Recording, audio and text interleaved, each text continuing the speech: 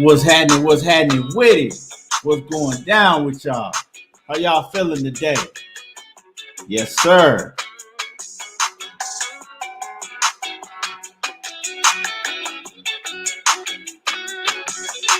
Y'all already know when y'all come in the building, make sure you smash on that like button and jump in the comment section. Let me know y'all in the comments. Y'all give me 1 second here.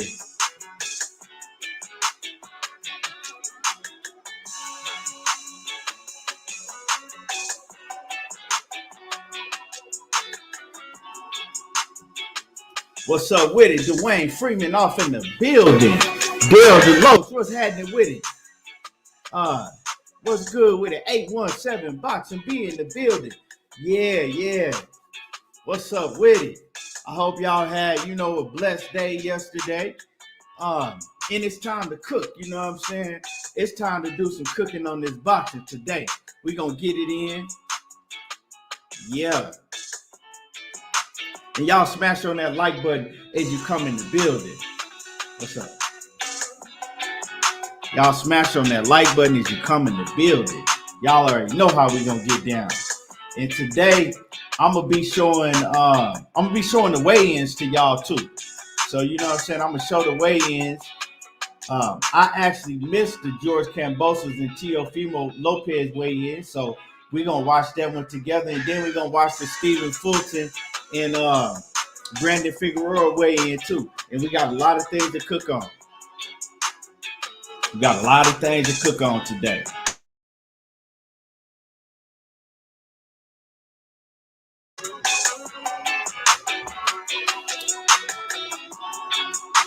Anthony Johnson, what's happening with it? Y'all already know. They ain't gonna talking that boxing again. Yes, sir. So like I said, when you come in the building, smash on the like button, and then jump in the comment section. Let me know you're in the building. I know I had to switch up the showtime a couple times because I got a technician coming through here to fix something on my stove. And so he said he was on his way, but he still ain't came. So he made me, do the show late. He still ain't showed up. So I don't know what's going on with that, but he getting me aggravated. So I just said I'm gonna have to start the show anyway. So, when you start the show late, they don't be wanting to send out the notifications how they supposed to. What's happening with it? Batman in the building. What's good with it? What's happening with it? Yeah. And we got a great, a great weekend of boxing, And I ain't gonna lie, y'all. I kind of want to see Teofimo Lopez get his ass whooped. If George Kambosos can do it, I don't know. You know what I'm saying? I don't know if he can do it or not. But I'm sick of that dude. Like, Teofimo Lopez got a lot of talent, and he can fight. But, man, I'm sick of that dude. And I went, and like I told y'all last time, I went and I watched some fights with George Kambosos. He can fight. You know what I'm saying? He can fight. He an aggressive fighter. He a counter puncher, and so I like to see how, because Teofimo Lopez, he like to kind of counter punch too. So this should be an interesting fight. And everybody picking George Kambosos to go to sleep, and I was too. But after seeing him fight, he ain't no hoe. Like, he not a hoe. Like, you know what I'm saying? After seeing him fight, the man can fight. And he aggressive. And he's an aggressive counter puncher. So I don't know. I'm looking forward to see how this fight gonna go. You know what I'm saying? I'm looking forward to see how this fight gonna go. And as y'all come in the building, smash on the like. Cassandra Mason, what's happening with it? Salute to you. Salute. So what we gonna do right now is, while everybody coming in the building, I'm gonna watch, because like I said, I didn't get to watch the weigh-in between George Kambosos and Teofimo Lopez. So we gonna watch it all right here together. So I'm gonna share the screen on my DAZN app and with my DAZN app, and you know what I'm saying, we're gonna watch the weigh-in together. And we're going to see what they looking like. We're going to see what it's looking like. So, y'all give me a second while I can share this screen.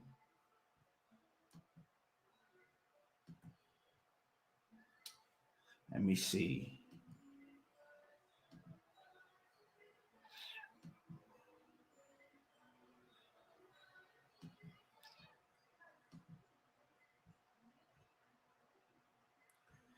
Make sure y'all can see this well.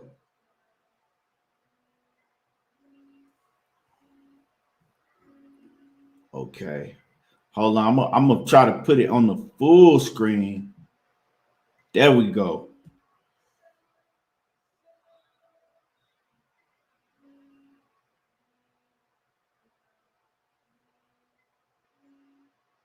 Okay, so we can watch it all together. Hold on. Championship of the world.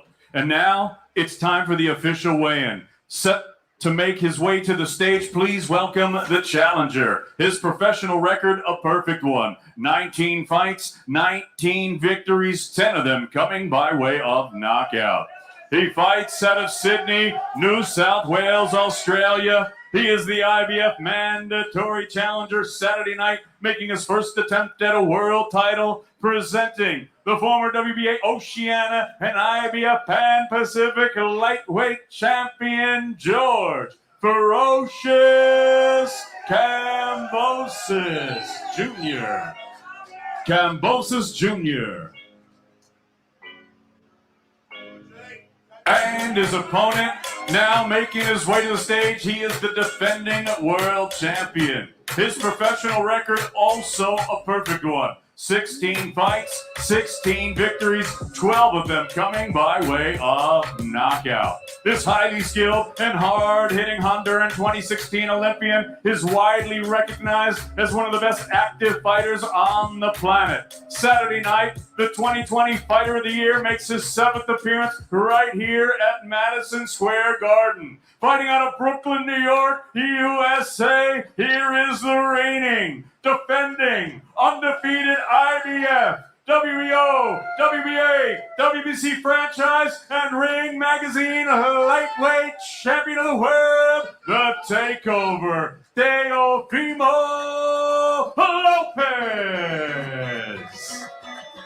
Lopez.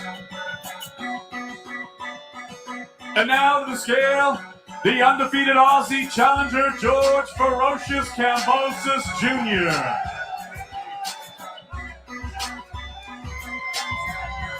$134.4 for Kambosos Jr. And now to the scale, ladies and gentlemen, the Takeover, the reigning, defending, undefeated lightweight champion of the world, Teofimo Lopez. 135, bang on the lightweight limit, 135 pounds for Teofimo Lopez.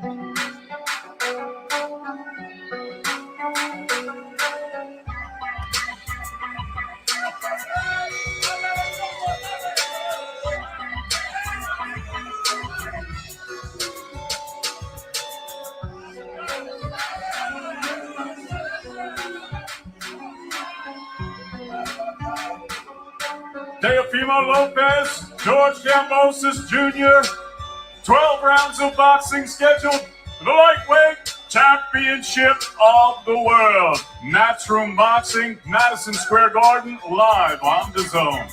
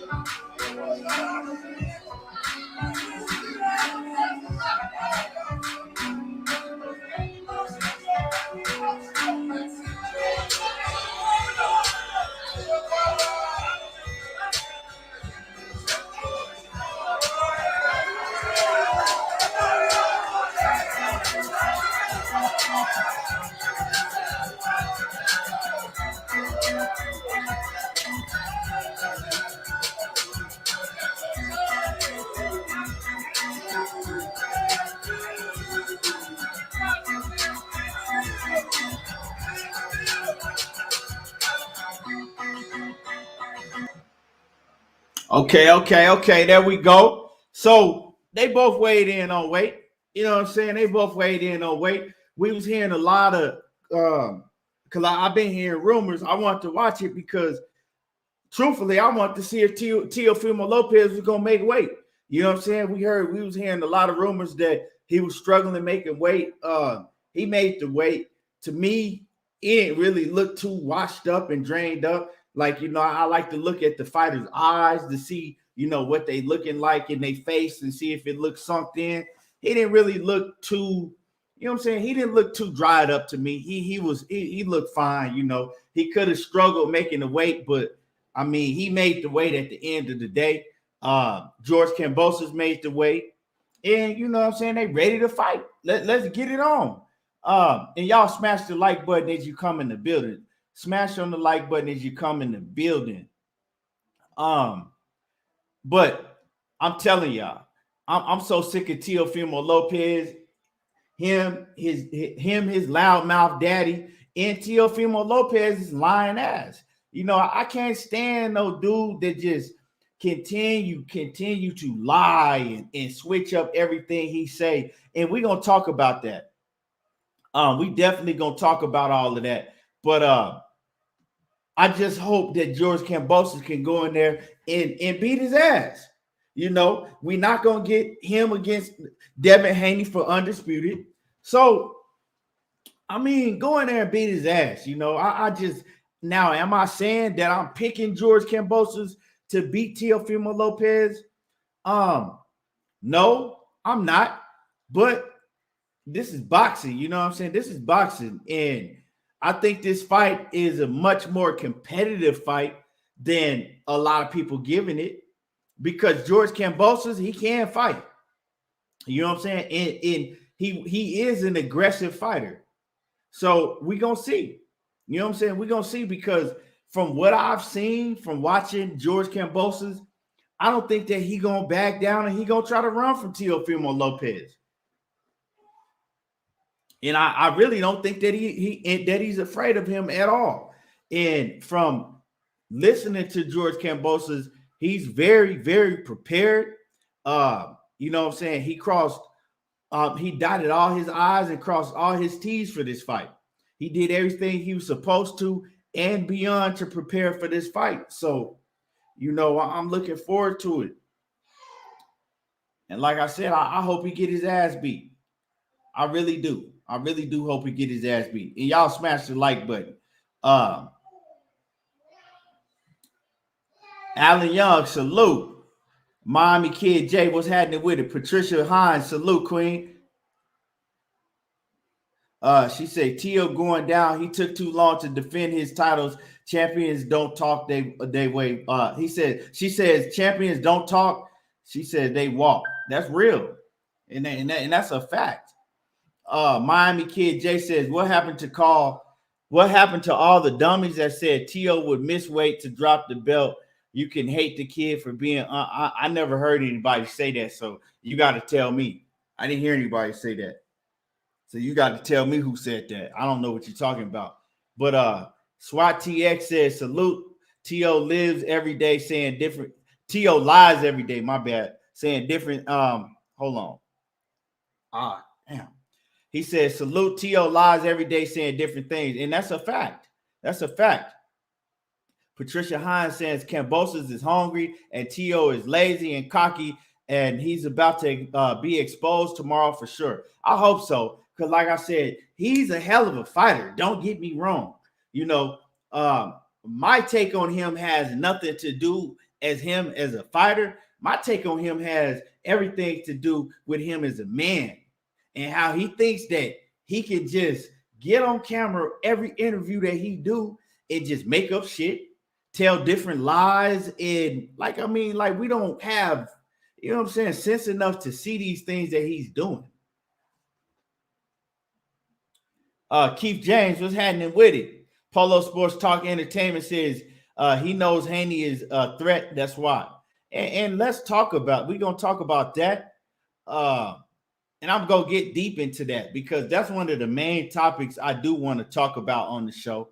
But before we do that, I want to talk about another fight that we should be talking about because we've been talking about a lot of this Teofimo Lopez and his dad and, you know what I'm saying, the ignorant antics of his loudmouth ass daddy and all the things that they doing to overshadow another fight that we have this weekend. That's a hell of a fight. This Brandon Figueroa and Stephen Fulton, this is going to be a hell of a fight. You know what I'm saying? This is also going to be a hell of a fight. They weigh in right now at the top of the hour. So they're going to weigh in at the top of the hour. And I'm really looking forward to seeing that fight also because that's going to be a hell of a fight. To me, that is a true 50-50 fight. You know, Brandon Figueroa is a aggressive, come forward fighter. A lot of people say that he don't really have defense, but I mean, his offensive abilities, you know, actually cover up a lot of the holes that he has in his defensive flaws.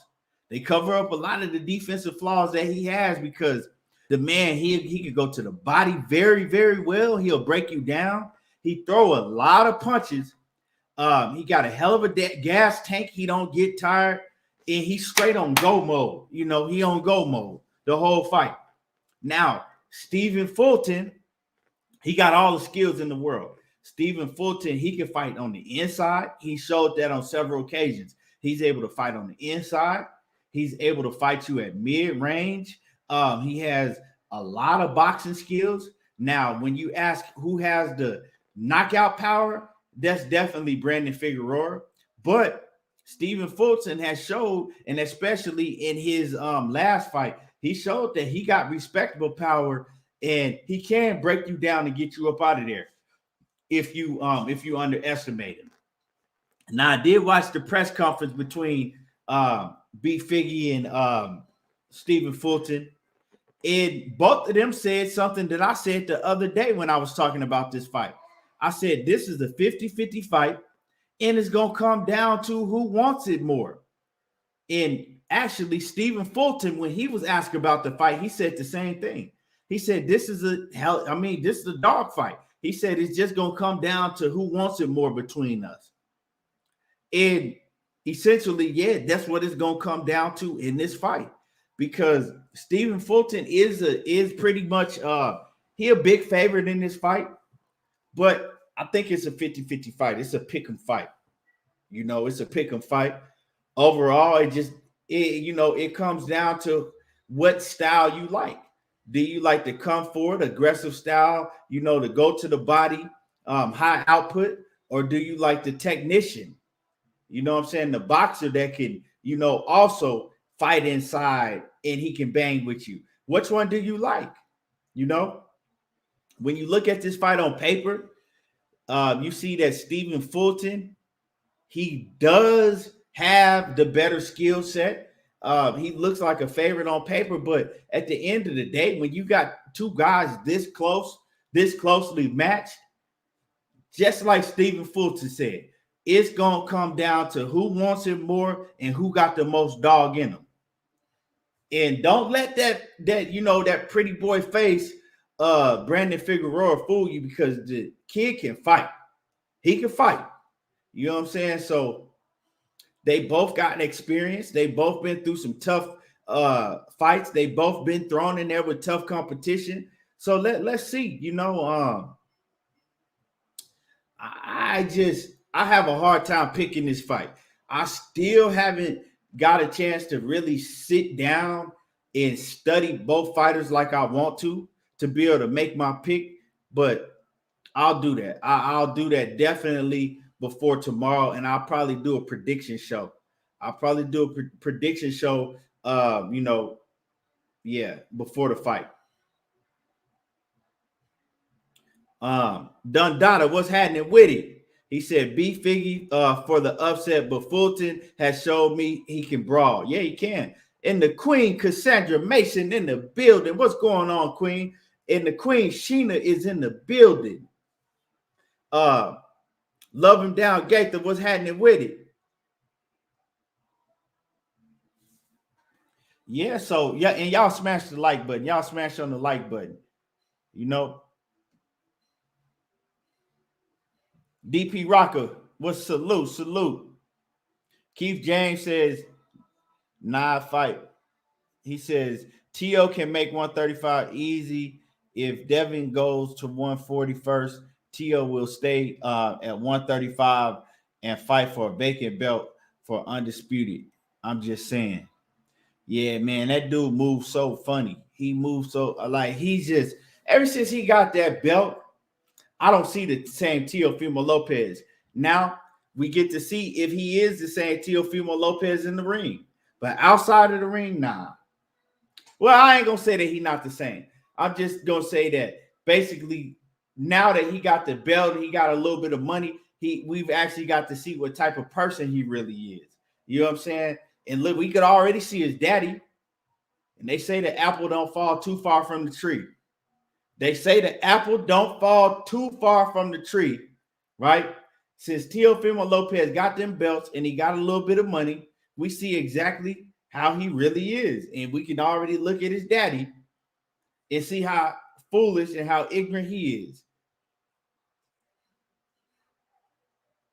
But yeah, and y'all smash on the like button. Y'all smash on the like button. You know, I started the show at a different time. So obviously they not sending out my notifications like they supposed to. Only a select few is getting the notifications. But smash the like button.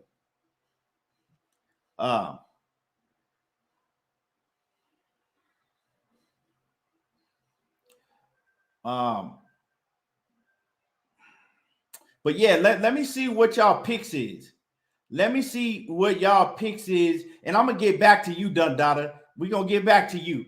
Cause I see you trying to defend this bullshit that Teofimo Lopez is pulling, but we gonna speak on that. Trust me, we're gonna talk about all that. But in the meanwhile, let me get y'all picks in this Brandon Figueroa and Stephen Fulton fight.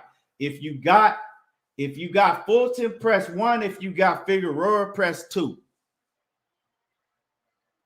Fulton, press 1. Figgy, press 2. 1 for Fulton and 2 for Figgy. Let me see who y'all picking.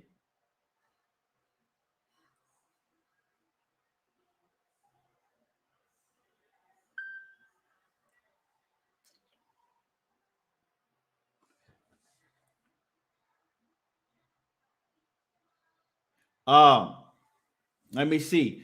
Michael Holly got he got 1. He got so he got Fulton. Keith James got Fulton. Dundada got Figgy.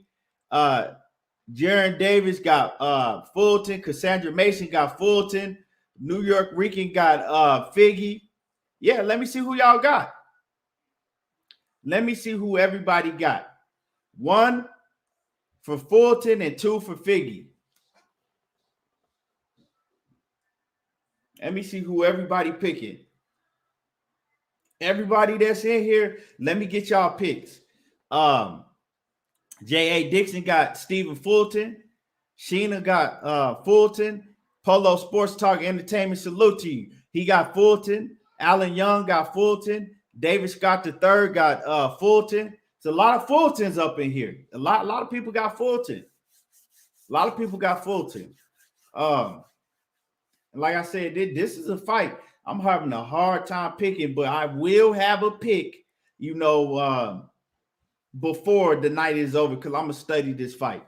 I'm gonna study both fighters in their fights. I watched most of all their fights, but you still gotta go back and really study it. Grind Hard Sports Nation, salute. He said he got Fulton. Yeah, a lot of people got Fulton. I see most people got Fulton. We got shit. Out of everybody that's picked, I think we only got one, two. I think we got like 2 or 3. Excuse me. I think we only got like 2 or 3 people that picked B Figgy. Man. Yeah, we only got 2 or 3 people that picked B Figgy. But let's see. This gonna be a hell of a fight. Definitely gonna be a hell of a fight, Definitely. And y'all get the likes up. Y'all get the likes up. Smash on the like button if y'all haven't smashed the like button. Now, another thing I want to talk about. Batman, who you got? Batman, you got Brandon Figgy or you got Stephen Fulton? Let me get a 1 for Fulton and a 2 for Figgy. Zenith 360, what's happening with it, man? I ain't seen you in a long minute. Where you been at? Salute to you. Okay. My man Batman got a cool boy. Hell yeah. Yes, sir. So, Juan Ramos, what's happening with it? Salute. He said he got Fulton. Man, everybody picking Fulton. I see. Okay. Another thing I want to talk about real quick before we get to these other subjects, the main subjects. Something that's really bothering me, right? And I've been hearing about this, and I'm starting to hear about it even more. Canelo Alvarez, right? And I talked about him moving up to cruiserweight. The assassin DLJ, what's happening with it? It is a tough fight to call. So I talked about Canelo Alvarez moving up to cruiserweight. And I just really spoke on what it is. I said, he sees it as an opportunity to where he see a fighter that he can whoop on. You know what I'm saying? That he saw this dude, this Mugabe, I don't even remember his name. He saw this African dude at the cruiserweight and Eddie Reynoso, because they looking at all of these weight divisions. They looking at the weight division, all of the weight divisions in their division and all around. And they scoping shit out. You know what I'm saying? That's what Eddie Reynoso does as his manager, and essentially his matchmaker. And he seen this African got this title, and he like, okay, man, Canelo can definitely whoop up on him. Let's move up to cruiserweight, and we can become a 5-division, the first Mexican to be a 5-division world champion after we just, did undisputed at 168. Oh, this gonna go down in the record books for, for years and years and years and years and years to come. Let's go ahead and do this and make history. We could definitely knock this dude off. So that's what they did. They seen he was food, right? And they going up there to eat the food. Now, when I spoke on it, I told y'all, I said, I see what it is. I said, and I don't like it. I said, but I'm not going to have a problem with it if he goes back down to 168 and he defends his title against Benavidez. You know what I'm saying? Or I ain't really feeling Charlo, but that's a fight that everybody say they want to see too. Or Charlo, or if he go to light heavyweight and fight Bitter Beef, fight one of them dogs up there. I know he not gonna fight Zordo Ramirez, so I ain't even mention him because he been not mentioning Zordo Ramirez forever, right? And Zordo Ramirez is now with Golden Boy Promotion, so he got that excuse.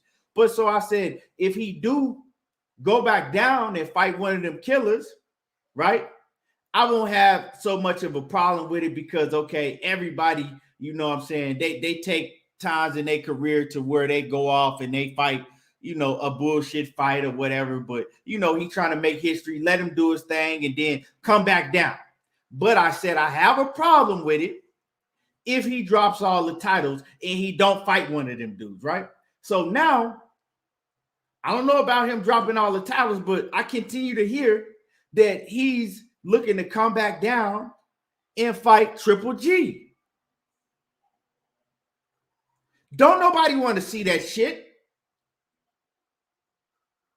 Like, a lot of people talking about this African dude. That African dude is more dangerous than Triple G. Triple G ain't shit no more. The man is 39 years old. By the time y'all make that fight, he might be 40 years old by that time. Nobody wants to see that.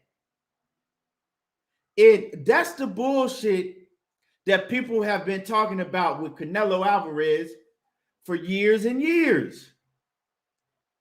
When he was at 154, yeah, he got a hell of a resume, don't get me wrong. But then he was still maneuvering around certain fighters, making his own weight class up. I ain't going to fight at 154. I'm going to fight at 155. I'm going to fight you at 155.5.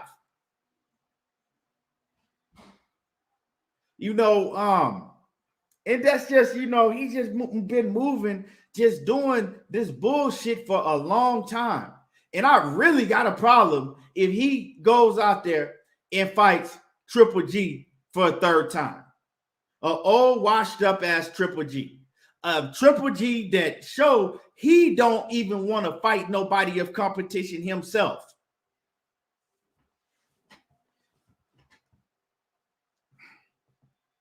Like that really, really aggravates me. And, I'm a fan of Canelo, but it's very, very hard to be a fan of that bullshit. If he, and I'm telling y'all, if Canelo pulls this bullshit and go fight this cruiserweight and then come back, sometime next year after May, probably September or November, whenever he fight, and he come back and he fight Triple G, I'm done with his ass. I'm done with his ass. Ain't gonna be no more defending him, none of that. Like, that's aggravating to me. Nobody wants to see that shit. Like me, the first Triple G fight, I actually scored it a draw. I scored it a draw. A lot of people say they had Triple G winning. I didn't have Triple G winning. I had that fight a draw. Canelo was the more accurate puncher, the more sharper puncher. Triple G was more aggressive, but a lot of that shit that Canelo was rolling and shoulder rolling and blocking a lot of that shit. He was more aggressive, but overall, I had that fight dead even. You know what I'm saying? I had that fight dead even. I had 6 rounds to 6. The second fight, Canelo came out and he showed that he better than Triple G. He beat Triple G. Triple G asked Canelo to fight him, right? To fight him standing in the middle of the ring the way that he likes to fight. So Canelo said, all right, bitch, fuck it. All right, fuck it. I'm going to fight you how you want me to fight you. And did it and beat him at his own game. What more else do we need to see? We don't need to see a young, fresh Canelo, 30, 31 years old, fight this old-ass, washed-up fucking Triple G that's afraid to get in the ring with anybody that can give him any type of competition. Any fighter that's just not going to stand in the middle of the ring flat-footed and play fucking rock'em sock'em robots with his ass. Nobody wants to see this. So if he does that, I don't want to even talk about this dude no more. Like, that's some clown ass shit to me. But and salute to the queen, Cassandra Mason, in the super chat. She says, the fight we all been waiting on Saul versus Triple G3. No, we ain't, Cassandra. I know Triple G, your dude. You gotta divorce Triple G, Cassandra. You gotta divorce him. He been doing you wrong for years and years. He ain't did no right to you. It's been years since Triple G did any right to you, and you still letting this man run all over you and walk all over you, Cassandra. You need to go ahead and divorce Triple G, Cassandra. Tell him you don't want him no more. Tell him you don't want him no more, Cassandra. Zenith 360 says, I thought Canelo couldn't make 160 anymore. That was supposedly the excuse why he didn't go for undisputed at middleweight. Man, it's a whole bunch of excuses depending on who the opponents are. But like I said, I give him full credit for fighting Caleb Plant, man, and doing what he did at 168. But it's like now that you got David Benavidez there, it's like all of a sudden you want to fight Triple G again. And another thing is, like, you swore up and down that you would never fight Triple G again. You told everybody you wasn't fighting that man no more. The zone was trying to get you to fight him before, again, in a trilogy. And you said, no, I'm not fighting him ever again. Now, all of a sudden, And it makes it look funny. It makes it look real weird because now all of a sudden that David Benavidez is there, right? All of a sudden it's like, oh yeah, we'll fight Triple G again. We'll do a trilogy. What's going on? And I keep hearing these stories. Eddie Reynoso wants to make that Triple G fight for Canelo. For what? You know what I'm saying? And Eddie Reynoso, you know what I'm saying? He looking like a bitch himself. You already got this Eddie Reynoso, already got this Shakur Stevenson shit looming over his head. You know what I'm saying? We see Oscar Valdez and Eddie Reynoso and them. They don't want no parts of Shakur Stevenson. Now you got, you know what I'm saying, Canelo Alvarez moving like a bitch continuously.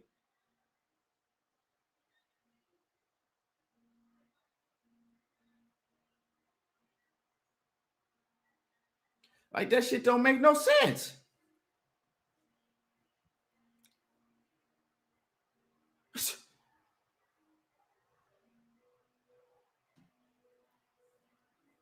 That shit crazy. It's hard to like that dude, man. With the shit that he be doing, he can fight his ass off. You know what I'm saying? But it's hard to, I'm not going to stick up for that bullshit. And it's hard to like, you know, it's crazy. What Robert Guerrero daddy say about Floyd Mayweather? Man, you guys like this guy, man? And you like this guy? Like, for real, it's hard to like that dude.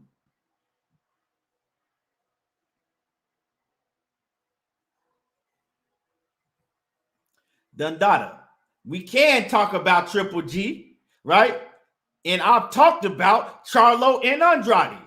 I've talked to, it ain't no Charlo and Andrade, it's Charlo. And I didn't got on Charlo helmet, and you know that, so don't tell me what we can't talk about. We could talk about all these dudes moving funny. Just like I come on here talking about Jamal Charlo moving funny. You think Canelo exempt? Do you think Canelo is exempt? Like, no, he's not exempt. You know what I'm saying? Maybe y'all in the Hispanic, the Mexican people, the Mexican fans, y'all might hold him exempt. But over here, I don't give a fuck what color you is, what race or creed. Hey, anybody can get it over here. I'm holding all these niggas that's, you know what I'm saying, running around here acting like bitches. All of them can get it. You know what I'm saying? New York Rican says Canelo wants to be the first boxer in history to fight 10 times the same person. Facts. Like, that shit is crazy, man. Nobody wants to see that bullshit. He says, nah. Dundada says, nah, what I'm saying is if Charlo and Andrade get a chance at GGG, they're not going to get credit for the win, and I think they should get credit. I mean, but see, this is the thing, though. You know what I'm saying? This is the thing. They're not gonna. You right, and I agree with you. They probably not gonna get that credit like that because he's old now. You know what I'm saying? He's older now, but they still get that name on their resume. See, Charlo and Triple G. I mean, my bad. Charlo and Demetrius Andrade, if they get a Triple G, it's cool for them because they still got that name on their resume. Although we know that Triple G is old, we know that he's not the same fighter, but at the end of the day, they still get that name on their resume. Now, Canelo Alvarez, you can't say that for him. He already has that name on his resume 2 times over, right? He got that name on his resume twice already. And he already beat him the last time convincingly. And what else you want to do? What else do you want to do when you have other fighters, right? Now you moved up to cruiserweight. You got some other killers at cruiserweight. You go take that man title at cruiserweight. You got other dudes like Okoli and Brady's at cruiserweight breathing down your throat if you really want to show how bad you is, right? You don't want to fight them? Well, then you got some killers down that light heavyweight. You got Zordo Ramirez. You got Arthur Bitterbeeve. You got Marcus Brown, if he can beat Arthur Bitterbeeve, right? You got who else we got at cruiserweight? You got my Bivol, right? So you got a list of dudes at light heavyweight, right? You got a list of dudes at light heavyweight. You got, you know what I'm saying? You got some killers at cruiserweight if you want to stay there. And then if you want to go back down to 168, you got David Benavidez right there. You ain't even have to search and claw. You got one fighter right there that's waiting on your monkey ass. Straight up. You ain't even got to search. You don't even have to say, well, am I going to fight this guy? Am I going to fight this guy? No, you got David Benavidez. And if you want to make somebody move up, well, then you got scary ass Jamal Charlo. You can fight his scary ass. So you got all these dudes to choose from, and y'all talking about some Triple G trilogy? For real? It don't make no damn sense. Makes none at all. I mean, it's not like y'all were contractually obligated to a third match, like, you know what I'm saying, like Fury and Wilder. Fury and Wilder had a contract already. So for anybody out there that's out here talking about, well, you wouldn't. No, Fury and Wilder had a contract already. This is some shit that you voluntarily gonna go to. Nobody wants to see this.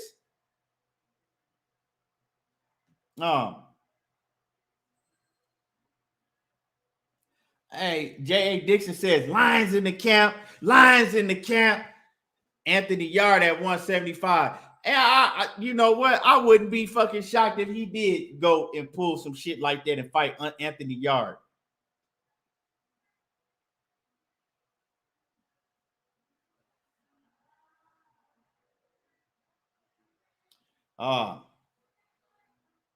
That shit crazy, man.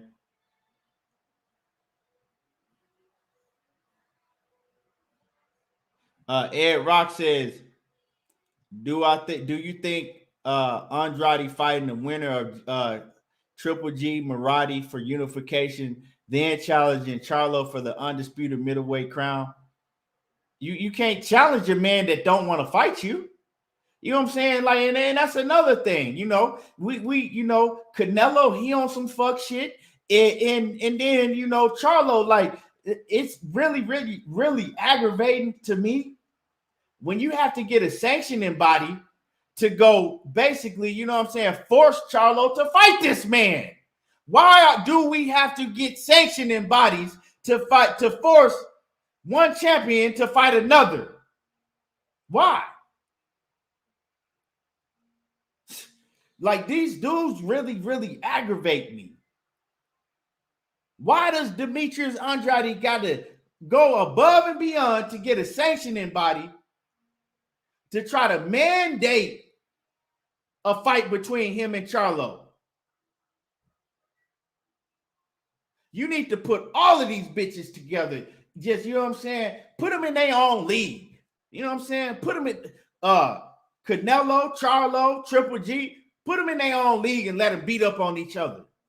Sick of this shit, man. Big Drew tighten off in the building. What it do, Big Drew? Y'all already know what it is. Y'all already know what to do. Go sub to Big Drew Titan. You know what I'm saying? If you haven't subbed to Drew, I'm pretty sure y'all already have, but if you ain't, make sure that y'all sub to Drew.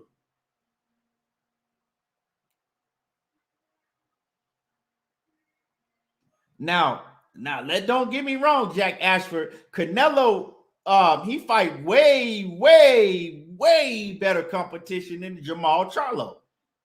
You know what I'm saying? But I'm telling you, if Canelo go and pull this shit and fight Triple G, I don't even want to hear nothing else. Like, I'm done with that dude. You know what I'm saying? And Charlo, as for him, if Charlo don't get in the ring and fight a big name, his very next fight, real talk, his very next fight, he don't exist no more to me neither. That's what we need to start doing as fans. They talk about the cancel culture and all that shit. We need to start canceling these fighters that's pulling all this bullshit over and over. That's what we need to do as fans.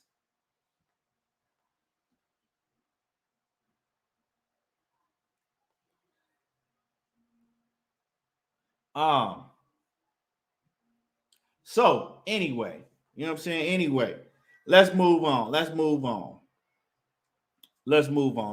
it moving. You know what I'm saying?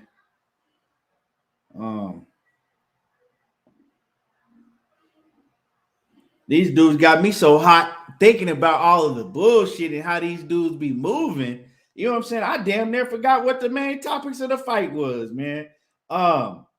Let's talk about Devin Haney and Teofimo Lopez. Since we talking about dudes moving funny and whole ass shit, let's talk about Devin Haney and Teofimo Lopez, right?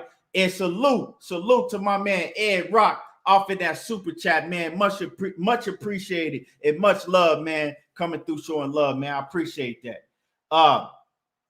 Since we on this subject, let's go ahead and move right into it. Let's go transition right into Teofimo Lopez. Now, let's go down to the timeline, right? First, a few years back, Teofimo Lopez, he goes, well, actually, Devin Haney pulls up on Teofimo Lopez at a live event. This is years ago, right? After Teofimo Lopez had been talking, you know what I'm saying, in the media. This is before Teo even got, you know what I'm saying, I think maybe before he even got his first title. You know what I'm saying? Maybe before he even beat Richard Comey. It was before he beat Richard Comey or right after he beat Richard Comey. Whenever it was, Devin Haney pull up on him. And Teofimo Lopez is on some like, yeah, you know what I'm saying, later on, you know what I'm saying, we could save this fight for later. But Teofimo Lopez is like, his energy ain't the same when Devin pulled up on him. Y'all remember that, you know what I'm saying, when they was at the fight in the crowd and Devin pulled up on him? Teofimo Lopez had energy like a scared puppy dog. But anyway, you know, and salute in that super chat, my man Drew Tight, what's happening with it?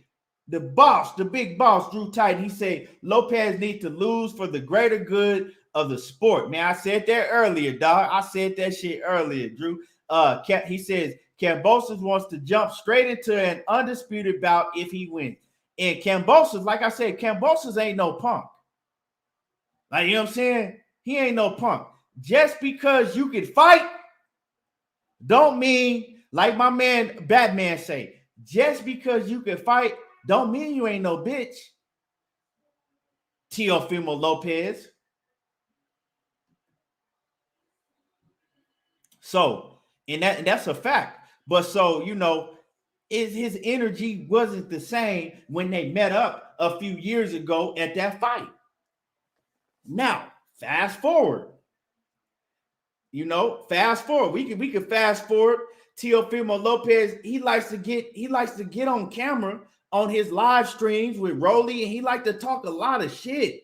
You know, talk about how Devin Haney ain't shit and how he gonna knock Devin Haney out, how he can't wait to fight Devin Haney, talk about the man lips and all type of shit, right?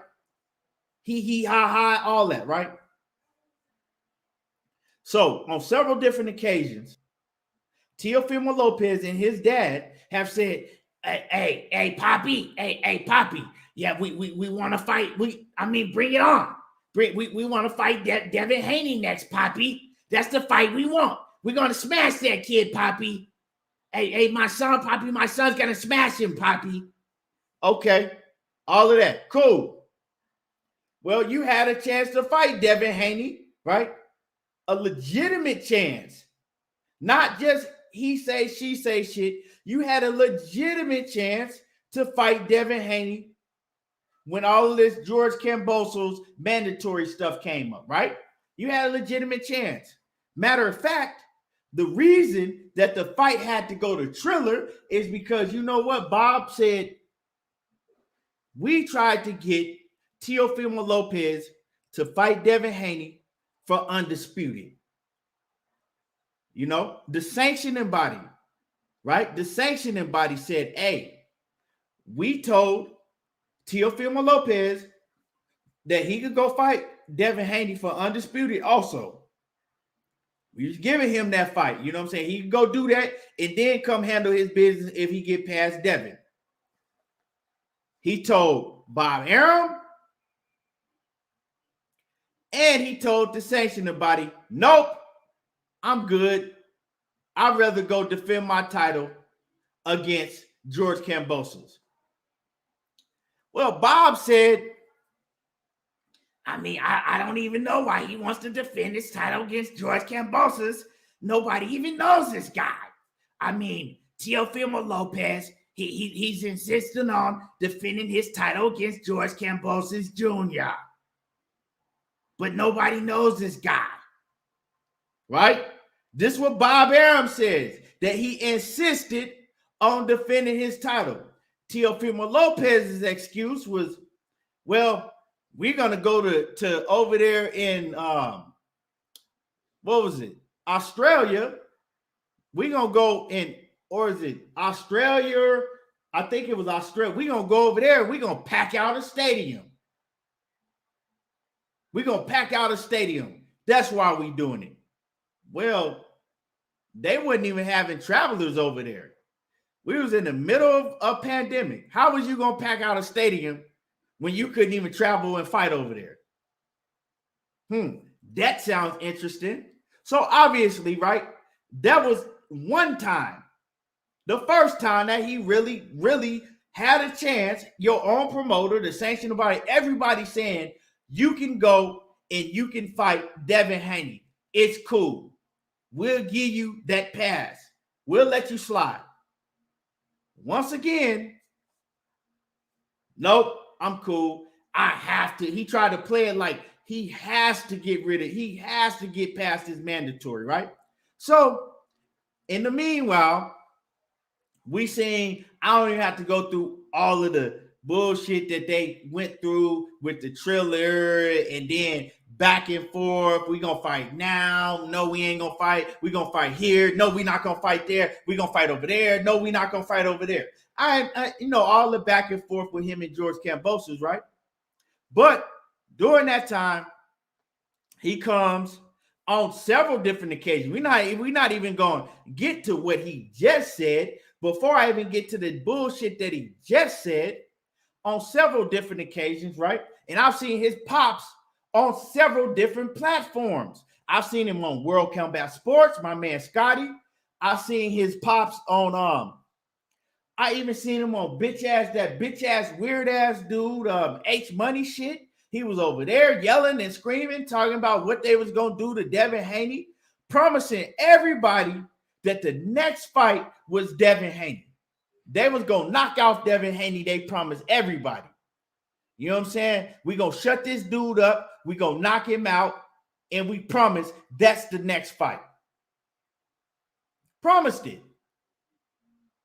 You know what I'm saying? On like I said, he did it. They did it on several different platforms. Not only that, they was going live. Teofimo Lopez was going live on Instagram, telling everybody that he was going to fight Devin Haney next. And somewhere in between all of that, he lied and said, oh, well, we had sent Devin Haney a contract already. We sent him a contract. We sent to Haney's a contract. Bill Haney said, a contract? I ain't never sent us no damn contract. I don't know what this dude's talking about. Right? So we'll ask Bob, since Bob Arum is his promoter. Hey, Bob, did Teofimo Lopez send out a contract to the Haneys? Did Teofimo Lopez do what? Did he send out a contract to the Haneys? He said he sent out a contract to the Haneys. No, Teofimo Lopez can't even send out contracts. Teofimo Lopez don't know the first thing of writing up a goddamn contract. So you mean to tell me that You the promoter, but Teofimo Lopez and his pops said that they actually writ up a contract, right? They had a written up contract and they sent it to the Haneys. Bob Arum looked at, I forgot who asked him that. Bob Arum looked at dude like he had shit on his nose. Like he sent a what? They can't send no so right. He lied again, right? Just flat out told a bold-faced lie. But his fan base, they let him slide with that. They let him slide. Now, like I said, in between that time and then after that time, he's still talking about, oh, we promised we gonna fight Devin Haney. Devin Haney this, and Devin Haney's a bitch, and Devin, look at his nose, and all that, right? All of that. Devin Haney pull up on this whole ass dude. Devin Haney pull up on this dude at the DAZN fight. What's popping? Now we face to face. Now we face to face. What's up? Now you can see my motherfucking lips right here, face to face, since you're so worried about my lips and everything. What's popping? Teofimo Lopez, you know, they got people in between them. Teofimo Lopez popping all that shit. Oh, I'm going to whoop this nigga. First of all, y'all shouldn't have let him slide about that bullshit. You know what I'm saying? Matter of fact, if I was Devin Haney, I would have slapped the piss out of him right there. But you know, oh, I'm going to whoop this nigga. I'm going to do that. He telling Devin Haney right now, oh, I promise you I'm going to fight you. You next, you next. You know what I'm saying? After I knock out George Kambosos, you next. What's up? You next. Devin Haney, all right, bitch, keep that same energy. Just keep your word, keep that same energy, right? Now, Devin Haney pops, Teofimo Lopez pops. They go on the show and they have a verbal agreement. Hey, son, I respect you and your son, Poppy. We're knocking him out. We're gonna knock out your son, Poppy. Hey, my son's gonna knock out your son, Poppy. Right? And he promised the man, looked the man dead in his eye and promised the man, we're fighting you next. Y'all are next. Right? They shook on it. They everything said it, you know what I'm saying? When you give a man your word, that's what you're supposed to do. They shook on it. He promised the man, we're going to fight you next. My son going to fight you next. Teofimo Lopez, we're fighting Devin Haney next. That's the fight I want next. That's what we doing next. So everybody back up off of Teofimo Lopez. Okay. Teofimo, you know what I'm saying? Go ahead and handle your business with George Kambosos. You know what I'm saying? We actually roll with y'all. Roll with you for a minute. Okay, go ahead and handle your business with George Kambosos. You know what I'm saying? You saying that's some real shit. You saying you're going to fight Devin Haney next? We're going to take you, even though you lie all the fucking time, you only can take a man for his word. And I see you in the building, Knockout Boxing 86 TV. Knockout. Type in the chat. Let him know what time your show tonight, and he having a live panel. But let me finish cooking, right? So, you got to take a man. When a man look you in the eye, you got to take a man for his word. That's what they did to Devin Haney and Trill Bill Haney. Look at men, we gonna fight y'all next. That's what, you know what I'm saying? That's word. We gonna fight y'all next. All right, cool. Take the man for his word. You know what I'm saying? Take the man for his word. We gonna fight y'all next. Cool. Now, what do you know? You know what I'm saying? And it looks like, okay, this is perfect. This is the perfect scenario, right? It don't get no better than this. You got Teofimo Lopez fighting this week. In the very next week, you have Devin Haney fighting. So all they have to do is both get past both of their opponents, right? Defend their titles successfully, and bam. Bam, we got a great fight in the making. You know what I'm saying? The build up is all there. Everybody talking about it. Cool. But what does this motherfucker Teofimo Lopez come and do? Make excuses talking about Devin Haney ain't this and Devin Haney don't deserve a fight for me. Then this motherfucker has a nerve to say, well, I've been at the weight division for what, 7-8 years now. And all these guys have had a chance to fight me and they didn't want to come take that chance and fight me. You know what? Devin Haney don't deserve to fight me. What has Devin Haney done? And so if Devin Haney want to fight me, he got to move up to 140 pounds because I'm moving up to 140. He got to move up to 140 and fight me. Wait. So you mean to tell me these past few years, all of that talking you've been doing, all them lives you've been uploading, looking that man in his face on multiple occasions, promising all that fucking loud shit your daddy been running around doing, we gonna do this and we gonna do that, and you mean to tell me you came up with another excuse not to fight this man?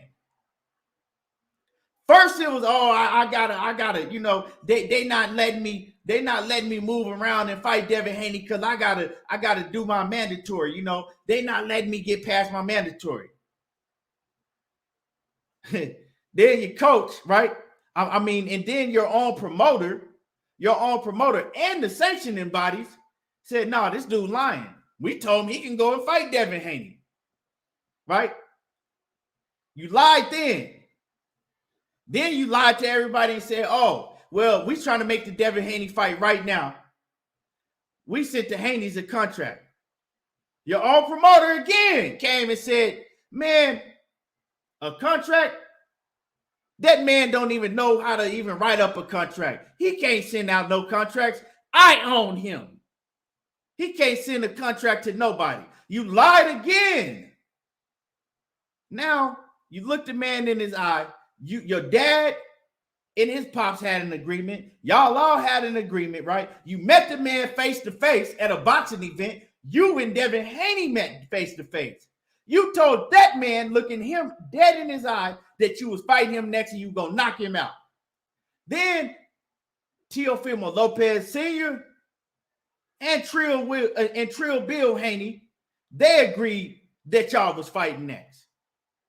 And you come back and you told another lie, telling this man he got to move up to 140 pounds to fight you with no belts on the line for nothing. Now,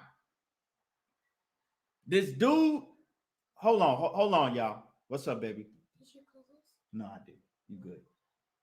You good. Okay. You know what I'm saying? This dude is full of shit. I'm telling y'all. This dude don't want to fight Devin Haney under no circumstances. See, what he's doing is just like the dude that talk all the tough shit over the phone, and then you see him from far away, and he's still woofing, but then you get close up on him and he get to running and shit. That's Teofimo Lopez. And if y'all notice, every time Devin Haney gets closer and closer to where they're trying to back him into a wall to where he's going to have to take the fight, he moves the goalpost. Every time this bitch-ass dude moves the goalpost. And he has a nerve enough to say, fuck everybody that's supporting Devin Haney. You the one that moved like a bitch, not Devin Haney.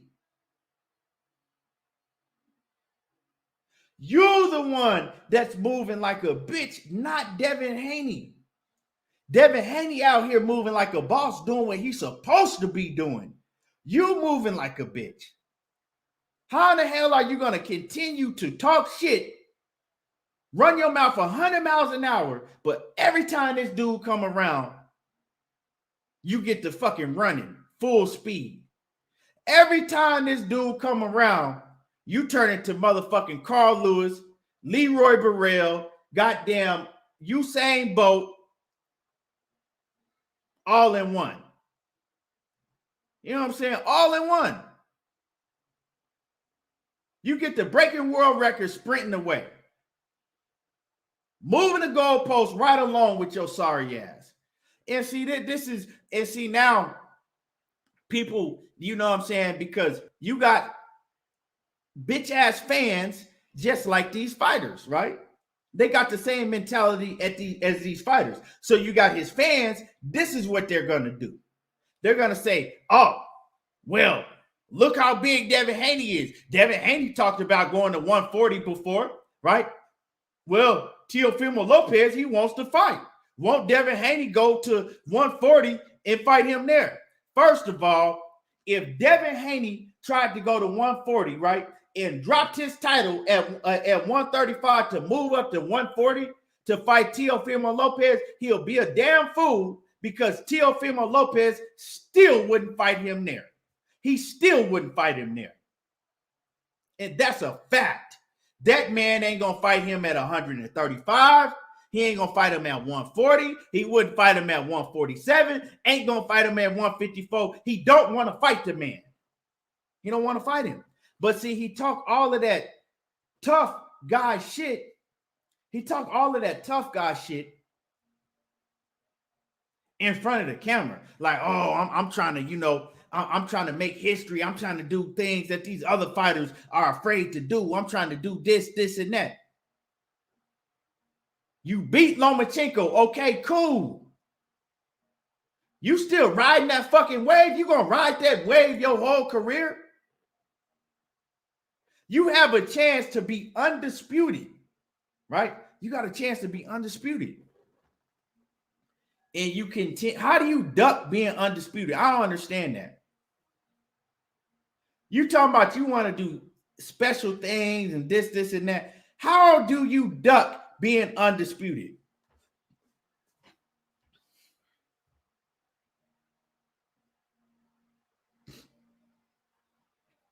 That's like if Errol Spence had the 3 belts and Terence Crawford had the 1 belt, or if Terence Crawford had 3 belts and Errol Spence had 1, whatever. That's like all they need to do is fight each other to become undisputed, right? That's what they're actually working towards, but the sanctioning body's getting in the way of letting that happen, right? But Teofimo Lopez has a chance to fight Devin Haney. The winner become undisputed, right? But that's like Errol Spence and Terence Crawford. All that's left is for them to fight each other to become undisputed. But then you got one fighter making all type of excuses in the world not to fight the other man. Like, come on now. But Teofimo Lopez's fans is riding with this shit. And y'all hit the like button. Y'all smash on the like button. Smash the like button. It's crazy to me. And it's crazy, like, he just make himself look more bitch made because he continues to lie to everybody.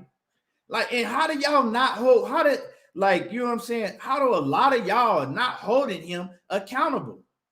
How is the mainstream old media, why are they not holding all of the lies that Teofimo Lopez continue to let come out of his fucking weak ass mouth? How are they not holding him accountable for this shit?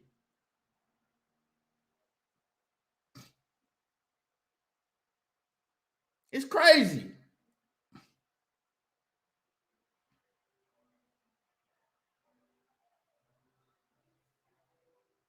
That shit crazy. Then he running around here trying to, then right, for his excuse with all this ducking, he running around pretending that he's the undisputed champion. You're not undisputed. Mauricio Suleiman said you're not undisputed. When they show the undisputed champions, right, when they put them up, you're not in them. You're not undisputed. Stop lying. Stop lying to yourself. All that, this dude is a fucking walking lie. You know what I'm saying? He should have starred in the movie instead of Jim Carrey, Liar, Liar. You know what I'm saying? Liar, Liar, 2022, starring Teofimo Lopez. You know what I'm saying? Liar, Liar 2022 starring Teofimo. I ain't never seen nobody that lie as much as this dude do on camera.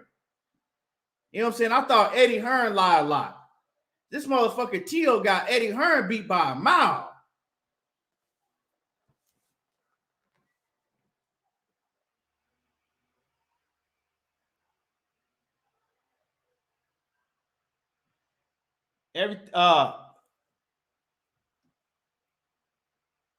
Batman said, I know somebody that wants Devin if he comes to 140, and he said he ain't gonna start saying his name till he gets his belt. And hopefully that in 2022 for what his father said. But hey, I know what you're talking about, but at the end of the day, he gotta start talking for himself. He gotta start coming on these platforms. You dig what I'm saying? And you know what I'm talking about, Batman. Because nowadays you ain't gonna get Devin Haney or nobody like that. You can't go about that way. Sitting around quiet and you don't want to talk about boxing and all of that. Well, you ain't gonna get what you want. And that's just what it is. You know what I'm saying? That's just what it is. So, and them dudes, both, all of the Russells, they all some monsters. But they got to start coming on these platforms. They got to start talking for themselves. And so, and because we not in the age to where they could just show up on fight night and let their ability speak for themselves. Unfortunately, we not on that age no more. We not in that age no more. Mr. Troll Killer, Mr. Sheldon, what's happening with it? Oh yeah, man, I don't fuck with that dude. That dude is a coon, bro. I don't like, you know what I'm saying? I don't have no problem. This is my thing. I don't have no problem with nobody's opinion in boxing. But when you're just a flat out coon, I don't fuck with you. I don't watch your show. I don't fuck with that shit. You know what I'm saying? I never have and I never will. So I mean, talking about that dude in the comments, why even waste your time? You know what I'm saying? Why do y'all even go over there to watch that dude? Why, like, that's what I want to know. Why are y'all even watching that dude? The dude is a coon. So I don't even know why are we even wasting our energy even talking about that man. Like, I don't know what he says because, I mean, I've seen some of his shit a long time ago and it took me, you know what I'm saying, real quick. I was like, oh yeah, this dude is a straight up coon. I don't fuck with him. I make sure he don't even come up on my YouTube. You know what I'm saying? Like I put on this when you have a choice. I don't want to see this shit no more.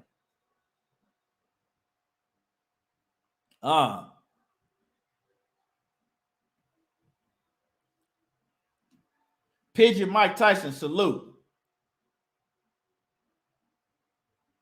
But anyway, you know, I mean, dude ain't funny to me. Like I say, that like he's corny. That shit corny to me. But like I said, I mean, let him do his thing. Salute to him.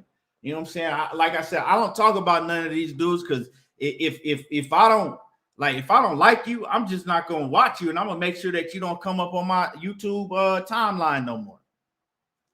That's just it. I don't need to hear nothing you gotta say. I don't want to know your opinion, none of that shit. But that's just me, like I said. But anyway, and y'all hit the like button. Y'all smash on that like button. You know what I'm saying? Y'all smash on the like button. Smash on the like button. Let me see what's going on real quick. But yeah, like, and it's crazy, right? It's crazy that the fighters that move like bitch made, all these fighters can fight. You know what I'm saying? Like all of these, Jamal Charlo can fight. Canelo Alvarez can fight. Teofimo Lopez can fight. Tank Davis, we ain't forgot about Tank because he act like a bitch too. Straight up and down. Everybody, you know what I'm saying? He got bitches around him. He got Leonard Ellerbe and Floyd Mayweather. We know how they move. But Tank, a lot of y'all niggas like to take up for him too. He act like a straight bitch too. When you got excuses for not fighting anybody that's on that top level, you got an excuse why you ain't fighting them. So all these dudes, all of these dudes can fight their ass off. Everybody I named, and it's a shame that all of these dudes have so much talent, and they the most talent fighters in the sport, but they all act like bitches. Straight up. You know what I'm saying?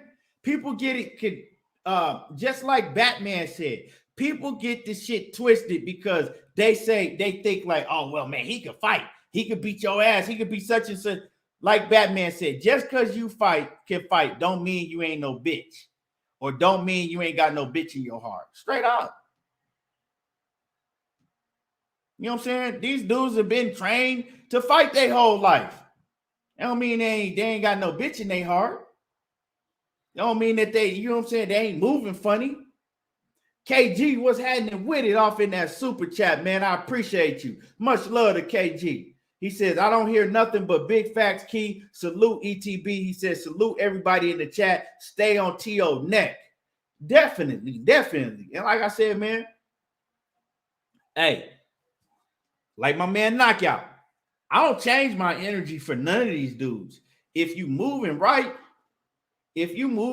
we got to praise that. That's why we praise fighters like Errol Spence, Deontay Wilder, Clarissa Shields, Teofimo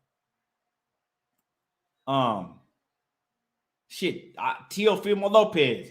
Yeah, a lot of y'all hate on him, but I mean not Teofimo Lopez, Vasil Lomachenko. Look at his resume. You know what I'm saying? Devin Haney, Shakur Stevenson, and you know what I'm saying, a lot of other fighters, no matter what, you know what I'm saying, what race or creed they are. You know what I'm saying? If you moving like a boss, we gonna praise you. Why you think Manny Pacquiao got so much praise? You know, win, lose, or draw, because the man was willing to fight any and everybody. You know what I'm saying? Straight up and down. But y'all smash on the like button. Smash on the like button.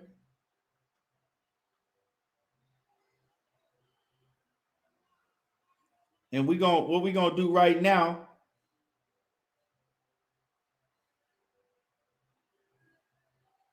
If we gonna go to the weigh-ins, first we gonna watch.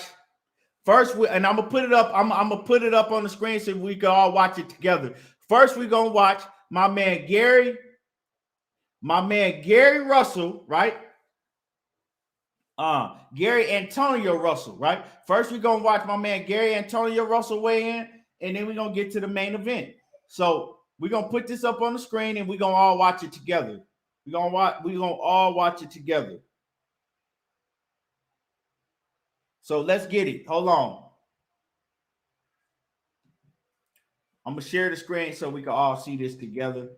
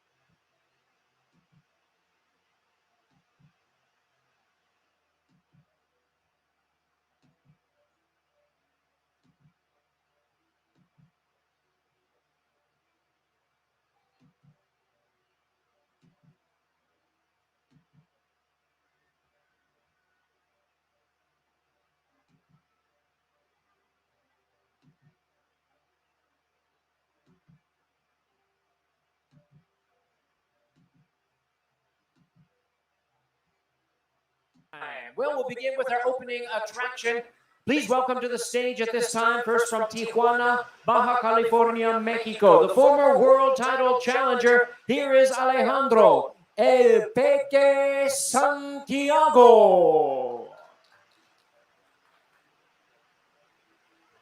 And we invite his opponent to the stage at this time from Capitol Heights, Maryland.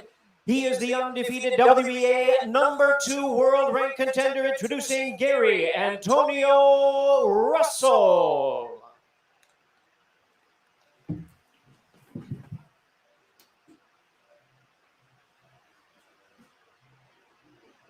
And we're ready to bring our fighters onto the scale. This fight is for 10 rounds of boxing. Bantamweights featured in this attraction. First to the scale, the battle-tested former world title challenger, Alejandro El Peque Santiago.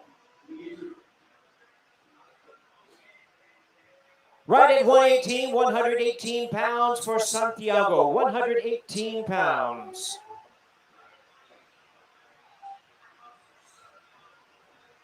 And his opponent's record stands at 18 wins, no losses, 12 wins coming by way of knockout from the renowned boxing family.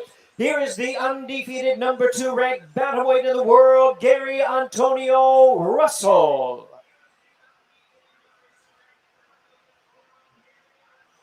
£117.5 pounds, 117.5 pounds for the undefeated Gary Antonio Russell.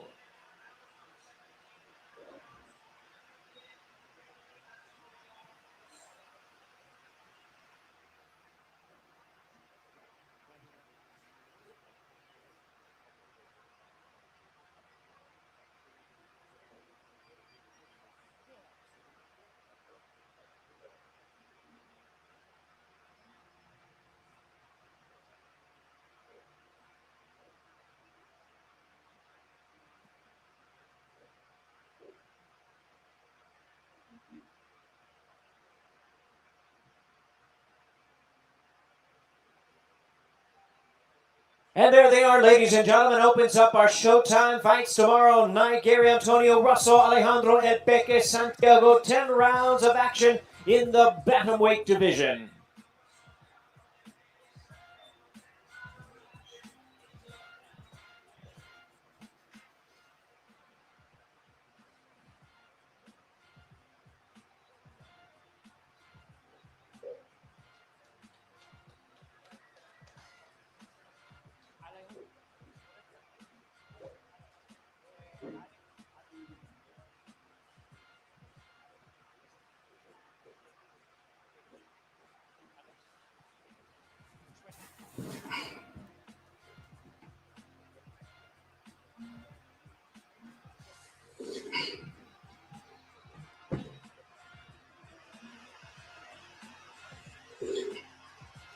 Well, fans, once again from Dolby Live, Melo Baez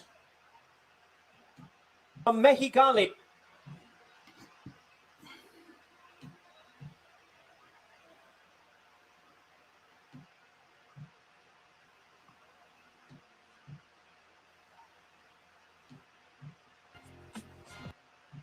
Park MGM in Las Vegas, Nevada. Premier Boxing Champions presents the official weigh-in for the main event of the evening, the featured attraction brought to you by TGB Promotions and Showtime. And our main event features a showdown between two undefeated world champions in their prime of their career for the unified world title. First, ladies and gentlemen, please welcome to the stage from Philadelphia, Pennsylvania.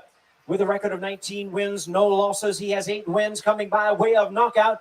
Here is the undefeated WBO junior featherweight champion of the world, Cool Boy Stephen Fulton. And his opponent is the world champion for the WBC from Weslaco, Texas. Also undefeated, 22-0-1 with 17 knockouts. The undefeated WBC Super Bantamweight champion of the world, Brandon the Heartbreaker Figueroa. And our fighters are ready to step onto the scale for the unified 122-pound championship of the world. First to the scale, he'll be making the first defense of his title, the undefeated WBO junior featherweight world champion, Cool Boy Stephen Fulton.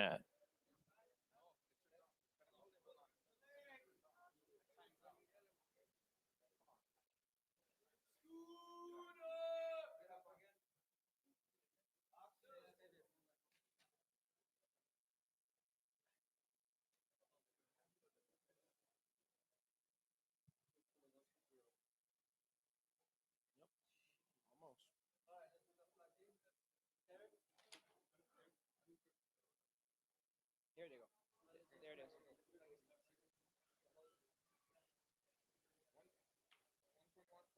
121 3/4 pounds. 121 3/4 pounds for Cool Boy Stephen Fulton. And now his opponent ready to step onto the scale, seeking his 10th consecutive knockout win. The undefeated WBC Super Bantamweight Champion of the World, Brandon the Heartbreaker Figueroa. 121 3/4 pounds, the same as his opponent. 121 3/4 pounds. We have a fight for the unified Super Bantamweight and Junior Featherweight Championship of the World.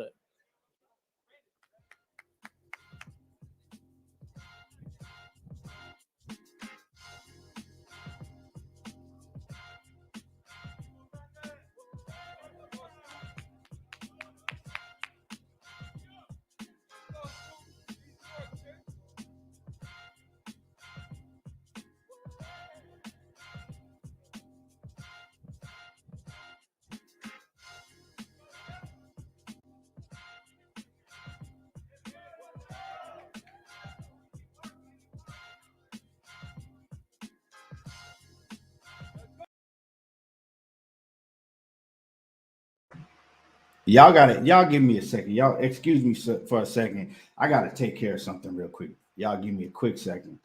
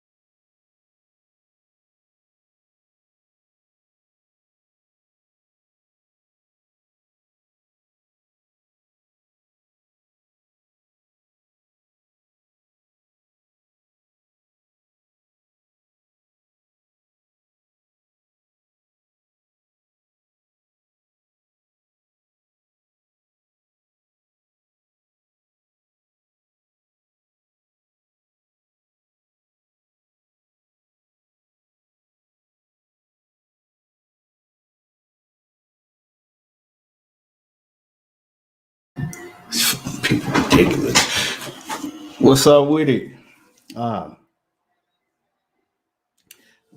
man, it's just something aggravated right now. Thomas, what's happening with it? What's good with it? Yeah, well, y'all was watching the weigh-in. I didn't even get to see it. I was handling something else, so I didn't even get to see it while y'all were watching it. So I still got to go back and watch that weigh-in. How did they look? Drew, how they look?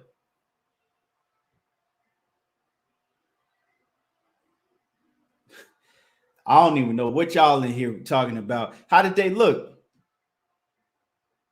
I'm gonna go back. I'm gonna pull it back up because I need to see it for myself now. Let me go pull the weigh-in back up because I missed it. Like I said, I didn't even get to see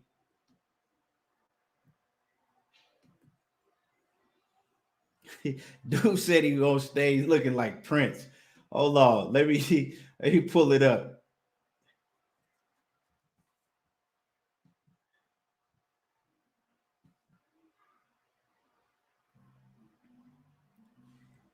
Hold on, let me see.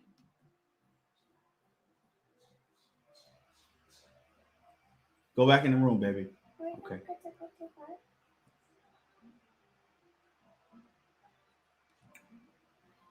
I'll get you in a minute, okay? All right, baby.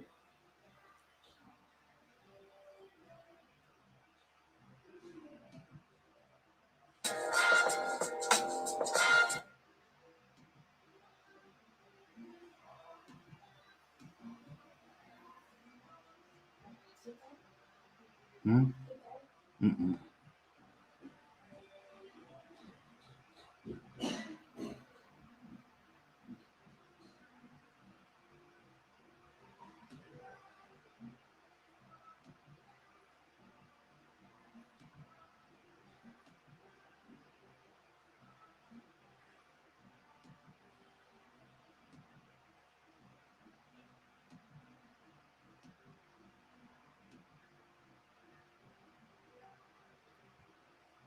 'Welcome to the stage from Philadelphia, Pennsylvania. With a record of 19 wins, no losses, he has 8 wins coming by way of knockout.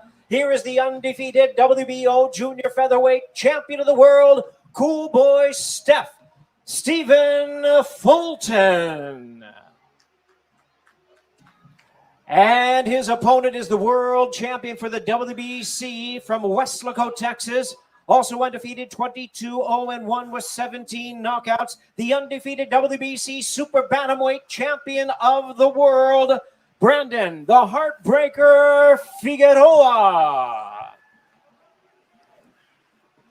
And the fighters are ready to step onto the scale for the unified 122-pound championship of the world. First to the scale, he'll be making the first defense of his title, the undefeated WBO junior featherweight world champion, Cool Boy Stephen Fulton.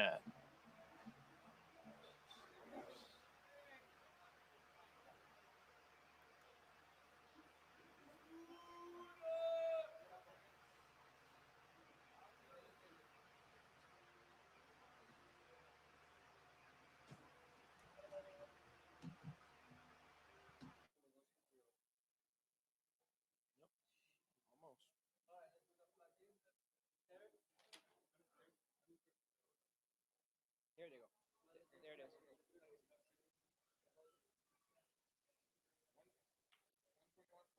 121 3/4 pounds. 121 3/4 pounds for Cool Boy Stephen Fulton.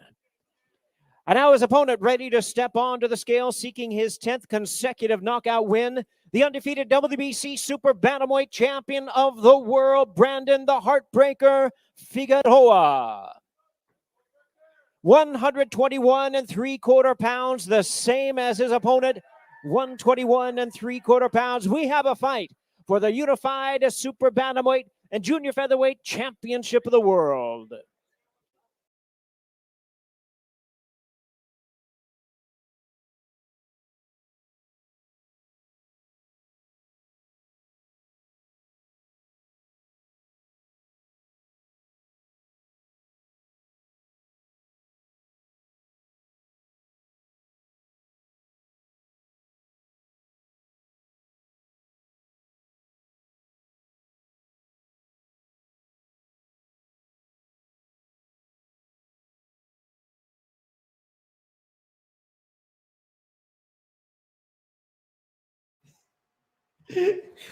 Oh shit, I'm crying. He really did look like he had lipstick on, like for real, for real. He looked like he had lipstick on and color contacts. Wow. Hey, you look like that, you got to be able to fight. If you look like that, you have to be able to fight. You got to. You definitely got to be able to fight if you look like that. Definitely. That dude got tears in my eyes. Drew Tight said lipstick and eyeliner. Y'all give me a quick second, real quick.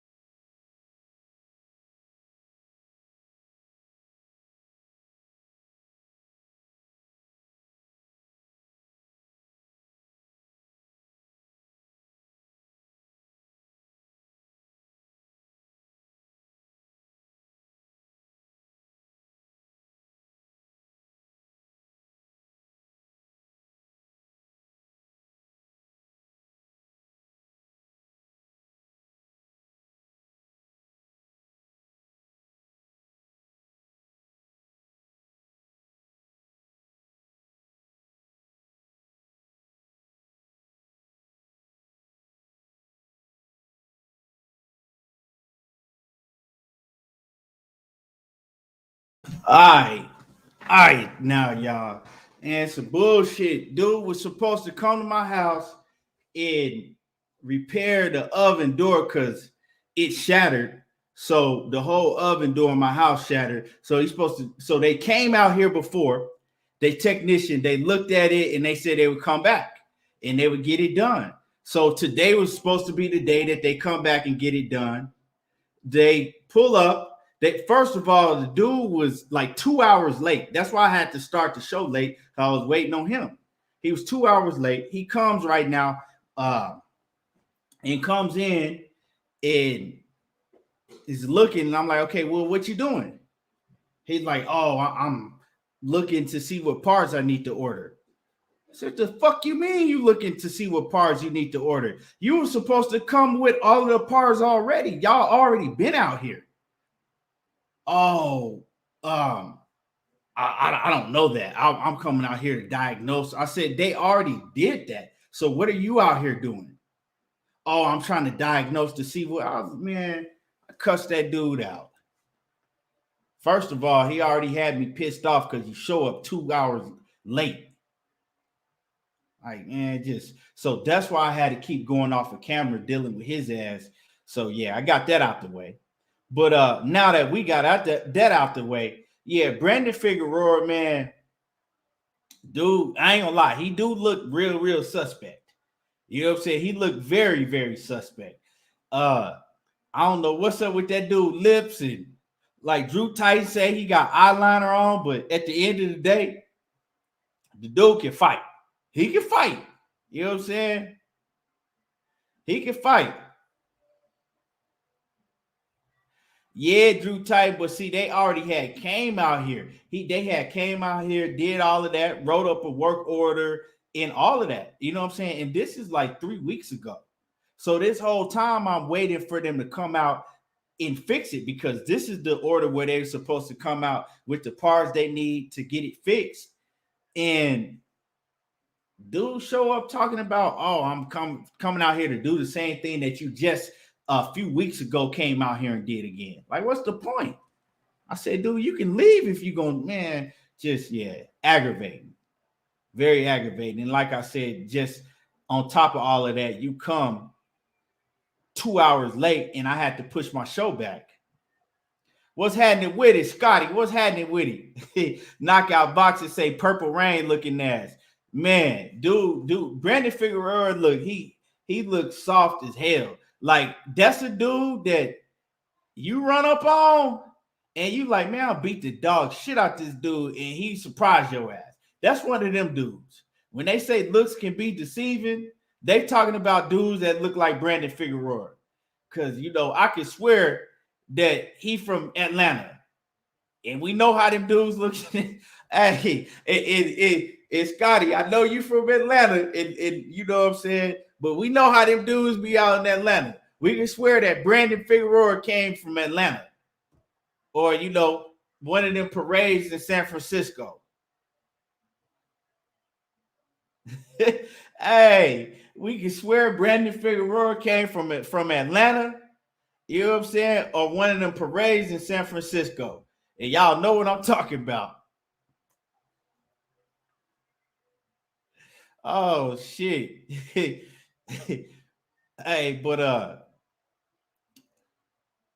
but anyway, man, that's gonna be a hell of a fight. Let's talk about, you know what I'm saying? Let's go ahead, since we watched the weigh-ins and everybody got to see the weigh-ins and everything. Everybody weighed in, from Teofimo Lopez and George Kambosos. They both weighed in on weight, and Brandon Figueroa and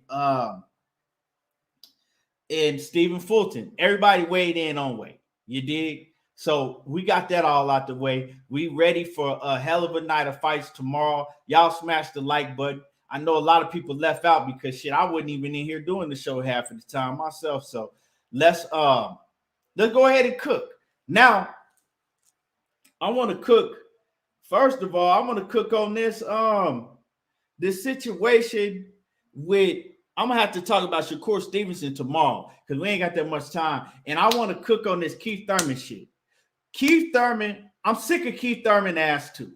You know what I'm saying? Since we venting on all these fighters today that's moving like bitches, I'm sick of Keith Thurman ass too. Because Keith Thurman, he continues to every 5 months, Keith Thurman pop up out of nowhere talking about he willing and ready to fight everybody he been training. And then the motherfucker go away, right? He popped back up another 5 months later. He fat, out of shape. You know what I'm saying? Then he talk a whole bunch of shit, calling out all of the top guys in the welterweight division. Terence Crawford, Errol Spence. Then he go away again. Then he pop back up. Dude been doing this shit for the past 2.5 years. For the past 2.5 years, we getting cited as a Keith Thurman talking shit, calling everybody out, and then he disappeared. Obviously, Keith Thurman got married, right? Obviously, his wife do not want him fighting. You know what I'm saying? Keith Thurman is battling his inner demons and battling his wife at the same time. Everybody wondering why Keith Thurman ain't in the gym. Why every time we see Keith Thurman, he fat and out of shape. Why every time we see Keith Thurman, he tell us that he about to be in the ring soon, and it's damn near been 3 years, and the man still ain't been in the ring. Keith Thurman obviously don't wear the pants in his household. Keith Thurman ain't running shit but his mouth. You know what I'm saying? Keith Thurman is not running shit no more but his mouth. He ain't running shit in his household, and he certainly ain't running shit in boxing no more. Keith Thurman is through. Now, Keith Thurman calling out Terence Crawford. He tried it with Errol Spence, and he seen Errol Spence wasn't paying him no fucking attention. And I liked Keith Thurman. You know what I'm saying? I was a Keith Thurman fan, but I'm sick of this nigga now, for real.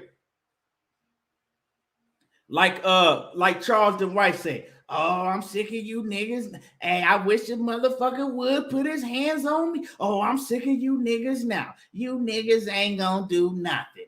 You niggas always popping up on the internet talking all that shit, but I wish one of you niggas would put your hands on me. Keith Thurman always popping up on the internet talking about what he can do and and this nigga ain't gonna do nothing. You know what I'm saying? Charleston White on that nigga. Man, Keith Thurman ain't finna do shit. Talking about, oh, I need 8 months and I'll get in the ring with Terence Crawford. Terence Crawford to send you back. Hey, Terence Crawford to beat the ponytail out of your brain. You know what I'm saying? Terence Crawford get done with you, you're gonna have another ponytail, ain't gonna know where you. Man, he gonna drag you around. Terence Crawford gonna dog walk that dude. He get in the ring. I don't care if it's 10 months, a year, 8 months. Keith Thurman done. His own trainer, right? His own strength and conditioning trainer said Keith Thurman, he going there to work out, and he can't even get through the strength and conditioning program he got for him. Yeah, they say Keith. That's why when you see him, he be in LA Fitness by himself. Because Keith Thurman, that's why every time we see him, he be in LA Fitness by himself, because Keith Thurman, he ain't in shape enough to have anybody training him. He don't want nobody to push him like that. He ain't got it in him no more. He ain't got it in him no more. Keith Thurman, he's done. You know what I'm saying? That's why he continues to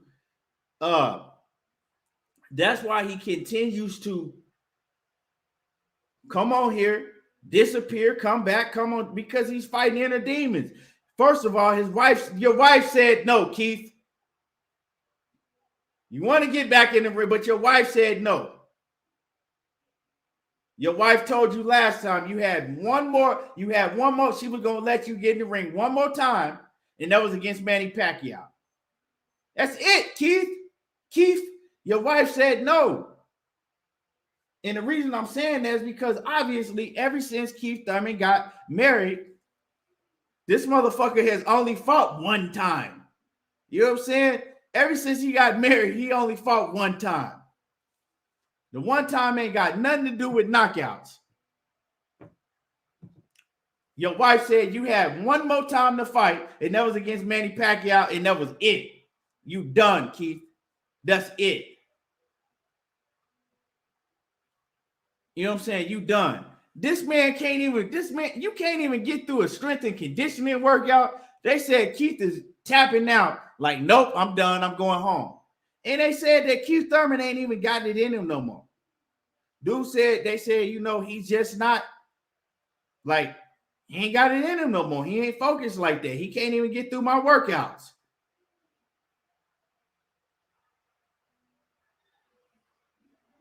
You know what I'm saying? Keith Thurman, he go from the boxing gym, then he got to run home and he got to cook the meal. He ain't running shit in his household or in boxing. I'm sick of Keith Thurman. Like the first 3 times he popped up and did lives, it said, hey, I'm coming back. Right? The first 3 times he popped up and told everybody he was coming back, I ain't gonna lie, I was kind of excited. I was like, man, Keith Thurman, he sounded like he want all the smoke with everybody. But bruh, you done did this shit every fucking 4 or 5 months consecutively for the past 2.5 years. You ain't tricking me no more. I'm sick of this shit. Keith Thurman ain't beating none of them dudes. He can't beat Ugas. He can't beat none of them. And he talking about Errol Spence and Terence Crawford. Man, them dudes will smash your ass. Sheena, I appreciate you too, Queen. Sheena, in that super chat, I appreciate you. She says, I appreciate you. I appreciate you always coming through, showing love and support. And Coach, what's happening with it, Coach? Yeah. I'm sick of Keith Thurman, ass. You know what I'm saying? And I done took up for Keith Thurman plenty of time, but hey, I'm done. I don't want to hear no more from Keith Thurman at all. Nothing else. Get your ass and gone on somewhere.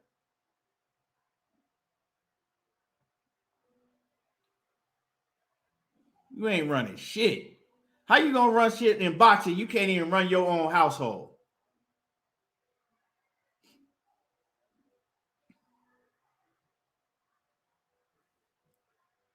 J.A. Dixon said Keith should have been ready 8 months ago when he was running his mouth. Man, bro, Keith Thurman should have been ready 1.5 years ago. Shit, it might have been. Let me see. So Keith Thurman, after the Pacquiao fight, he had a hand surgery, and I think it took him like 8 months to recover. Keith Thurman should have been ready 1.5 years ago when he came on camera talking all that shit a long time ago.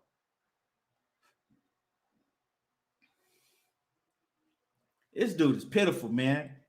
Keith Thurman is pitiful. Like, bro, we sick of you. We done with you, Keith. We done. You through, Keith Thurman. Like, what you gonna do? What you gonna do? You know what I'm saying? Terence Crawford gonna stop his ass with a body shot. He gonna curl over and go home for good. He want a payday. I know that. You want payday. I know that. He want a payday. Now, when you talk about somebody that just want a payday, that's Keith Thurman. Because you calling out all of the top names, and you know good so damn well you can't beat none of these dudes. Check this out. I'm gonna show y'all how Keith Thurman is just looking for a payday. Straight up and down. Y'all remember when Keith Thurman came back the first time? Remember? When he came back the first time and he was serious. He was training, he was doing all of that, and he told everybody, he said, I ain't fighting Errol Spence, and I'm not fighting no top dogs because this is a get-back year. A get-back year. He says it's a get-back year. I'm not fighting none of them dudes that y'all talking about. This is a fact. He said it's a get-back year. You know what I'm saying? I need get-back fights. I need warm-up fights before I get in the ring. Well, Manny Pacquiao, basically, you know, he knew Keith Thurman was rusty. And so Manny Pacquiao got him off of that get-back talk because he wanted that paycheck. So that's obvious. He wasn't going to turn a Manny Pacquiao fight down. But last time when he came back, he said it was a get-back year. Now, this time, he been out of the ring longer than he was last time. Like I said, he been out of the ring almost 3 years this time. Longer than he was last time. So if it was a get-back year last time, how are we supposed to believe that you really believe that you can get in the ring with the top dogs at the welterweight division, Errol Spence or Terence Crawford, and whoop one of them? You don't believe that. You just trying to get a payday against the top dog. You're just trying to get a payday. That's it. Keith Thurman is trying to get a big payday and ride off in the sunset. That's it. You know what I'm saying? Nobody believes you. Quit popping up on fucking IG lives. Quit popping up on podcasts talking about fucking Keith Thurman versus everybody. No. You know what I'm saying? No. Your wife said no. She said no. Man, I wish I could find this video that Keith Thurman, he was around his wife and her family. You know, they like from India. Man, y'all gotta see this shit. It's the funniest shit I ever seen. Keith Thurman was trying to pretend, he was trying to act like that, like, man, he was capping so much around his wife's family. And I said, they got him like, you know what I'm saying? They tell him what to do, when to do it, and how to do it. Like, I wish I could find that video with Keith Thurman was around his wife and her family, and I think they was like eating dinner or something. They was doing that shit was funny. Like, y'all gotta see this shit. Hold on. I'm gonna try to find it. It was the funniest shit. And from that point on, I was like, oh yeah. I was like, yeah, she definitely runs Keith Thurman. Definitely. Like, that whole family got Keith Thurman in the trance. I'm gonna try to find it, man. I wish I could find it. Hold on, y'all.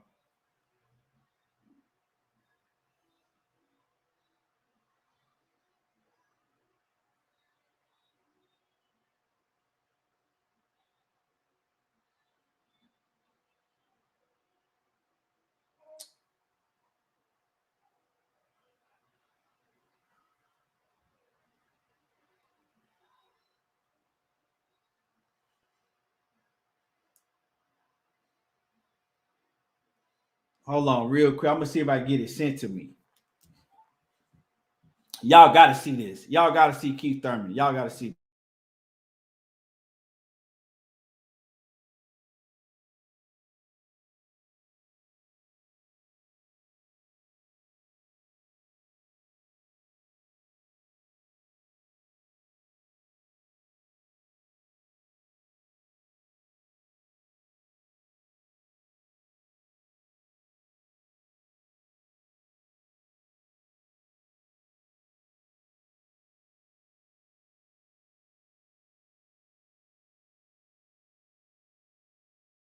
Boss, give me a second. I'm gonna get this shit for y'all. Y'all gotta see this shit. I mean, she was kind and I was kinder, and she was kinder and I was kinder. Hey, you gotta see Keith Thurman capping.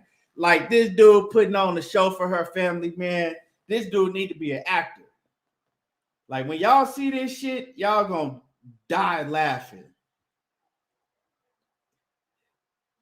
Hey, when y'all see this shit, I'm gonna find it. Watch. I'm gonna find it. Watch. Oh, y'all give me a second. Watch. Just give me a second. I'm gonna pull this shit up. We gonna continue to cook, but I'm gonna pull this up for y'all. Y'all gonna be dying when y'all see this shit. But yeah, Keith Thurman done. Dude is done. Who in here? I want to know if there's anybody in here that think Keith Thurman got any chance in hell of beating Errol Spence or Terence Crawford. I say Terence Crawford get rid of Keith Thurman within 6 rounds, maybe 7, because Terence like to start a little slow. I say Terence Crawford get him out of there within 7 rounds. I say Crawford get him out of there within 7 rounds. What y'all think? What y'all got on there? If Keith Thurman step in the ring, and then another thing I don't understand is, why does Crawford want to fight Keith Thurman? Why is Crawford like still? Keith Thurman ain't been in the ring in 3 years. What you want with that man? That's another thing I don't understand. Why is Terence Crawford still wanting to fight Keith Thurman? Now, Terence Crawford was like, why he got to wait 8 months? Like, why can't we do it? We can do it much sooner than that. Like, that's a fight I've been wanting. Why does he still want to fight Keith Thurman, though? I don't understand that. But that's a whole different story. That's a whole different story. World Combat says one loss, though. The man showing everybody that I don't care if he has 0 losses on his record right now. The man, I'm talking about how he's moving. I'm talking about how he's showing everybody he is not dedicated to the sport of boxing. He ain't. I ain't talking about wins or losses or none of that. You know what I'm saying? That has nothing to do at all with what I'm talking about. I'm talking about he is not showing us that he wants. He ain't showing us you have to be, you still have to be in this shit, right? He's not in it no more. His head ain't in it. His heart ain't in this shit no more. We can see that. His own coaches said that. His own coaches said that. So if they said it, I mean, they know more than anybody.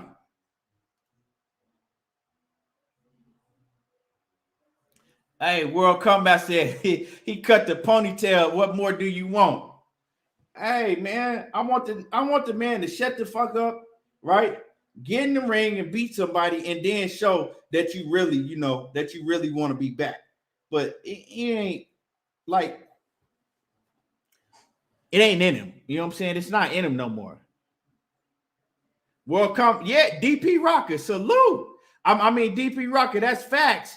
His wife made him cut that ponytail off. She made him cut that.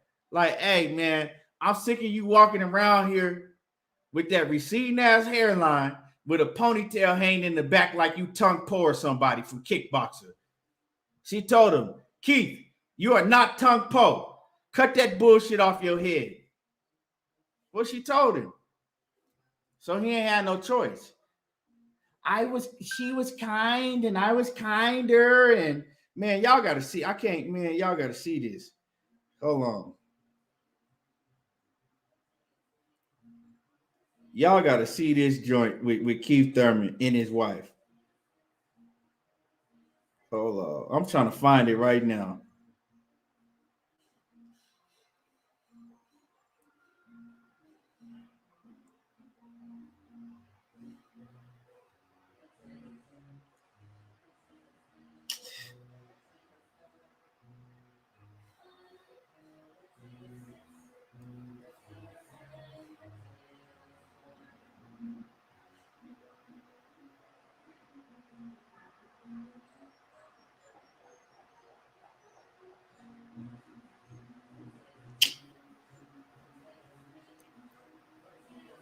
Hold on. Let me see if I can pull it up. Hold on.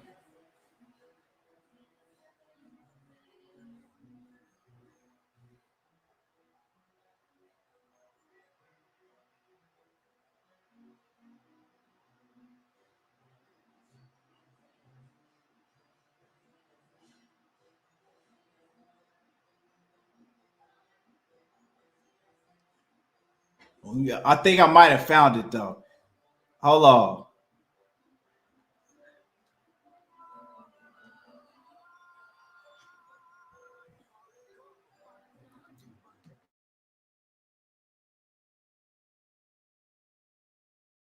Yo.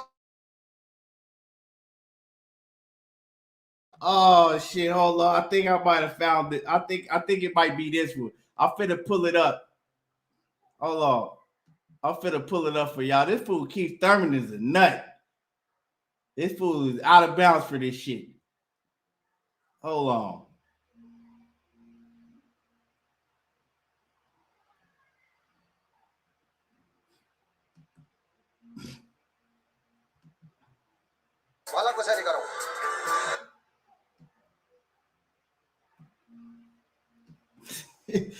Oh shit. Give me 1 second, y'all. Hold on. I'm gonna share this right now.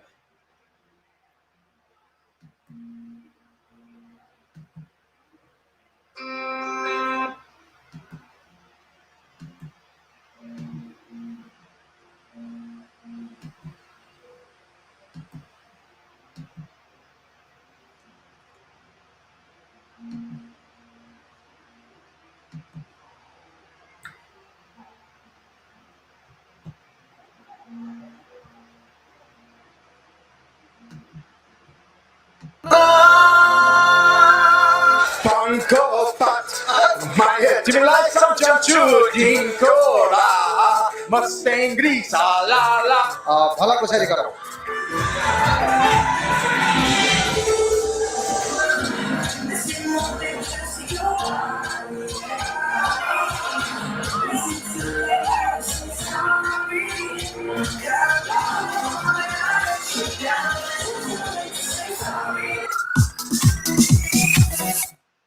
मार्गमा समय देखेर हामी यहाँ एकजना international Buxar player किथ Thurman र नेपाली चेली प्रियना थापाको धुमधामका साथ शुभ विवाह कार्य भइरहेको छ नवजोडीका केन्द्रबिन्दु दुई नवजोडीलाई देखिरहेका छौँ एकैछिन हामी उहाँहरूलाई यो इन्टरनेसनल प्लेयर बक्सर प्लेयरको विवाह नेपाली चेलीसँग गर्नेछौँ Thank you very much. And TV. Thank you very much. Today we are feeling very lucky and proud of you because we get an international boxer player. Yes. First of all, I want to say you, how do you feel being a son-in-law of Nepal? It is my pleasure. The people of Nepal are very kind. Even before the wedding, I tell people, they say, "Are you here for trekking? What are you here for?" And I said, "I'm here for my fiance. She is Nepali." And they say, "Oh, well, then I must consider you a brother." Have you ever been Nepal? This is my first time. Oh my God, yeah, it's this first time. And how excited you are to be here in Nepal in your marriage ceremony? I am truly excited to be with the woman that I love, and I am very happy to come here and meet all of her family and their friends. It's been a beautiful wedding, and I really couldn't ask for anything more. Yeah, it's an international boxer player. How and when did you meet with our Nepali daughter? It was 8 months ago. We met in Tokyo. Her uncle owns restaurants out there, and he owns restaurants here as well. And her family, her father helps out in Tokyo. She moved to Tokyo and lived there for many years. I happened to be on vacation, and it didn't take long for me to fall in love. We went on one date, and I felt something inside my heart. I said, "Magic in the air." Magic in the air. I believed that she was something truly special, and I wanted to hold on. I have one interesting question. Is it okay to be in Nepal after your marriage ceremony? We will be in Nepal for a little while. We also have plans on traveling to Thailand. For your marriage honeymoon? Yes, that is correct. I mean, in our request, can you stay in our Nepal forever with your family? Most likely, we will be going back to America. We will be applying for the marriage visa in the U.S. And I also have to do a marriage ceremony for my family in the U.S. as well. You mean now you are staying in U.S.? Born and raised in Florida, a very hot, sunny, and rainy place. Do you feel any differences in your society, marriage, in a culture of marriage than Nepal? In my society, the marriage, the time for the wedding, going into the reception like we are now, it's a little faster. The formalities of the tradition of Nepal, there is so many formalities. Starting with 2 days ago with her Mindi, and then the next day I had to go to the temple, right? And then today we spend 3 to 4 hours with Baba and many rituals, right? And then after that we go back to the temple, and it was the blessings, and it is very interesting. It is nice to see a country that holds on to an old tradition and a heritage instead of moving on into what we would call the Western world, So it is my pleasure to participate in something that was different. Mr. Keith, I would like to share you. Today is not only your special day. Today is our whole Nepal's special day because you choose our Nepalese lady. Nobody can do without you. I think we are very happy. The whole family of Bindas TV and the side of whole Nepalese. Please give your hand for our Nepalese sister, Nepalese daughter. I hope so. I will take very, very care of her. It's our pleasure. It is mine as well. Thank you. अहिले हामीलाई किथ फर्मेलले असाध्यै राम्रो तरिकाले असाध्यै राम्रो response गरिदिनु भयो नेपाली लेडीलाई सधैँ माया गर्छु भनेर भनिसक्नु भएको छ। अब यसै तपाईलाई फर्स्ट अफ अल बिन्दास टिभीमा स्वागत छ। नमस्ते। यो तपाईको सौभाग्य हो अथवा सिङ्गो नेपालकै सौभाग्य, तपाईँलाई के लाग्छ? बक्सर तपाईँले गाँसिनु भयो हुन्छ हो 8 महिना अगाडि भेट भयो अनि like at first A little too much to drink when I met her. I came the first day when the first day I might have had a little too much to drink when I met her. I came back and she saw that I was very sincere. She also did not know I was a boxer. She was unaware of my job and my career in America. We simply just fell for one another.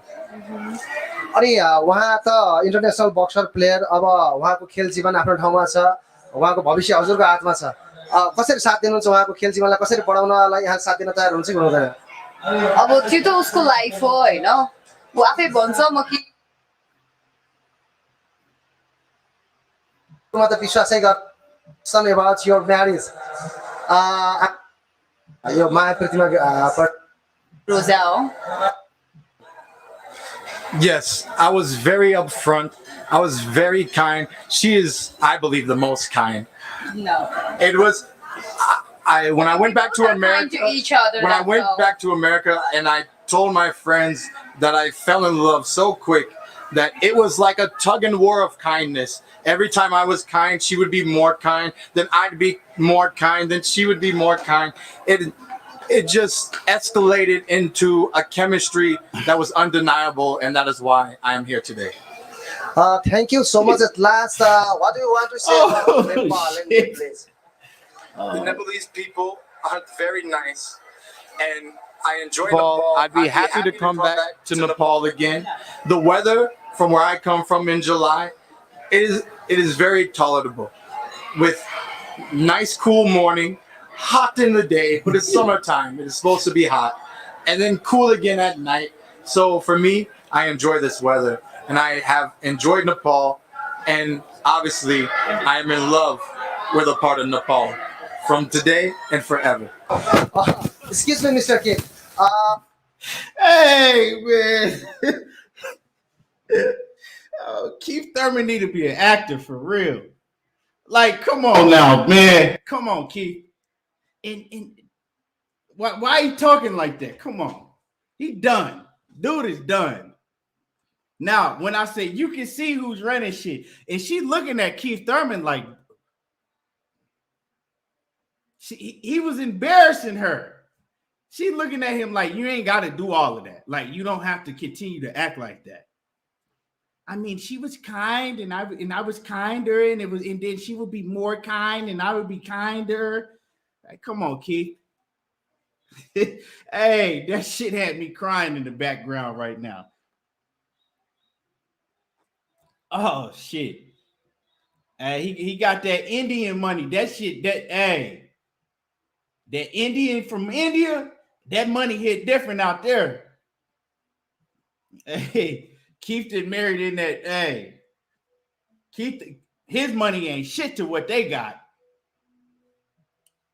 He married into royalty. So that's what I'm saying. They run shit. Keith, if she tell him to jump, he gonna say how high. He don't run shit no more.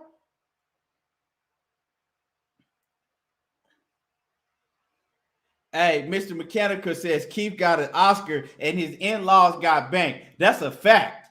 Like, he did, hey, for real. He married into royalty. He over there showing his ass too. Keith Thurman was over there showing his ass.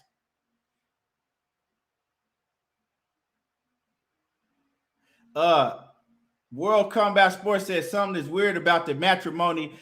She on some for real. Hey, hey, man. One false move, and they gonna get rid of Keith Thurman ass real fast. One false move, and they gonna get rid of Keith Thurman ass real fast. They running shit. Yeah, he got in some paper though. Keith Thurman, he definitely married into some paper now. Hey, he definitely married into some paper now, but he over there acting up. That man put on the whole Oscar performance. Straight up. Hey, that was funny though.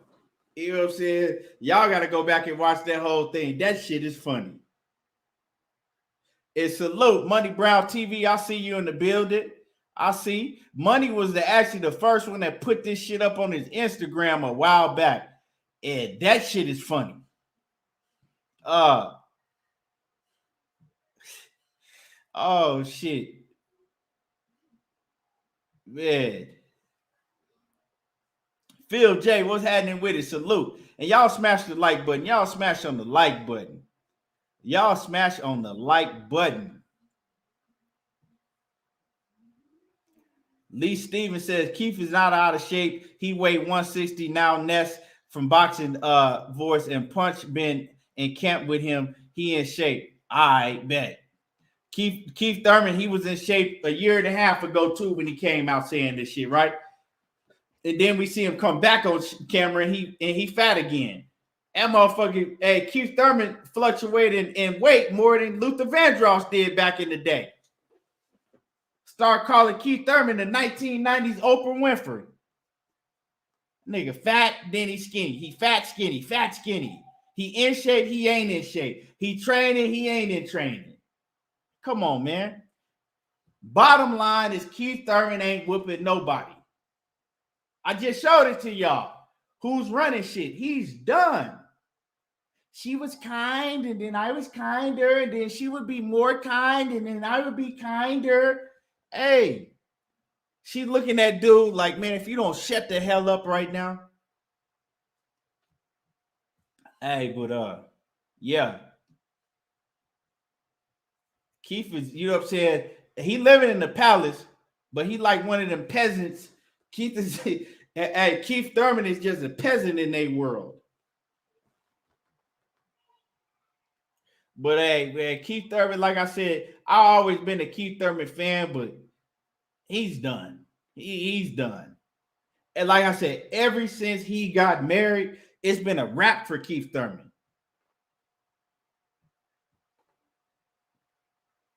But yeah, salute to everybody, man. I'm gonna come back tomorrow and I'm gonna do a prediction show. And you know, I'm gonna get in here. I gotta get in here and attend to the babies. We've been on here for 2.5 hours. I'm coming right now, baby. I gotta get in here and attend to the babies. They ready for me. They want me to get up off of here.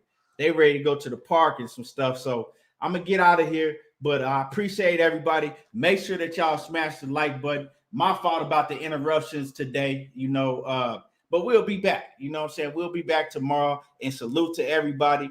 And we got a great we got a great weekend of fights. But I'll be back tomorrow. I appreciate y'all. Salute. There you go, talking that boxing again. And y'all smash that like button. I'm gone.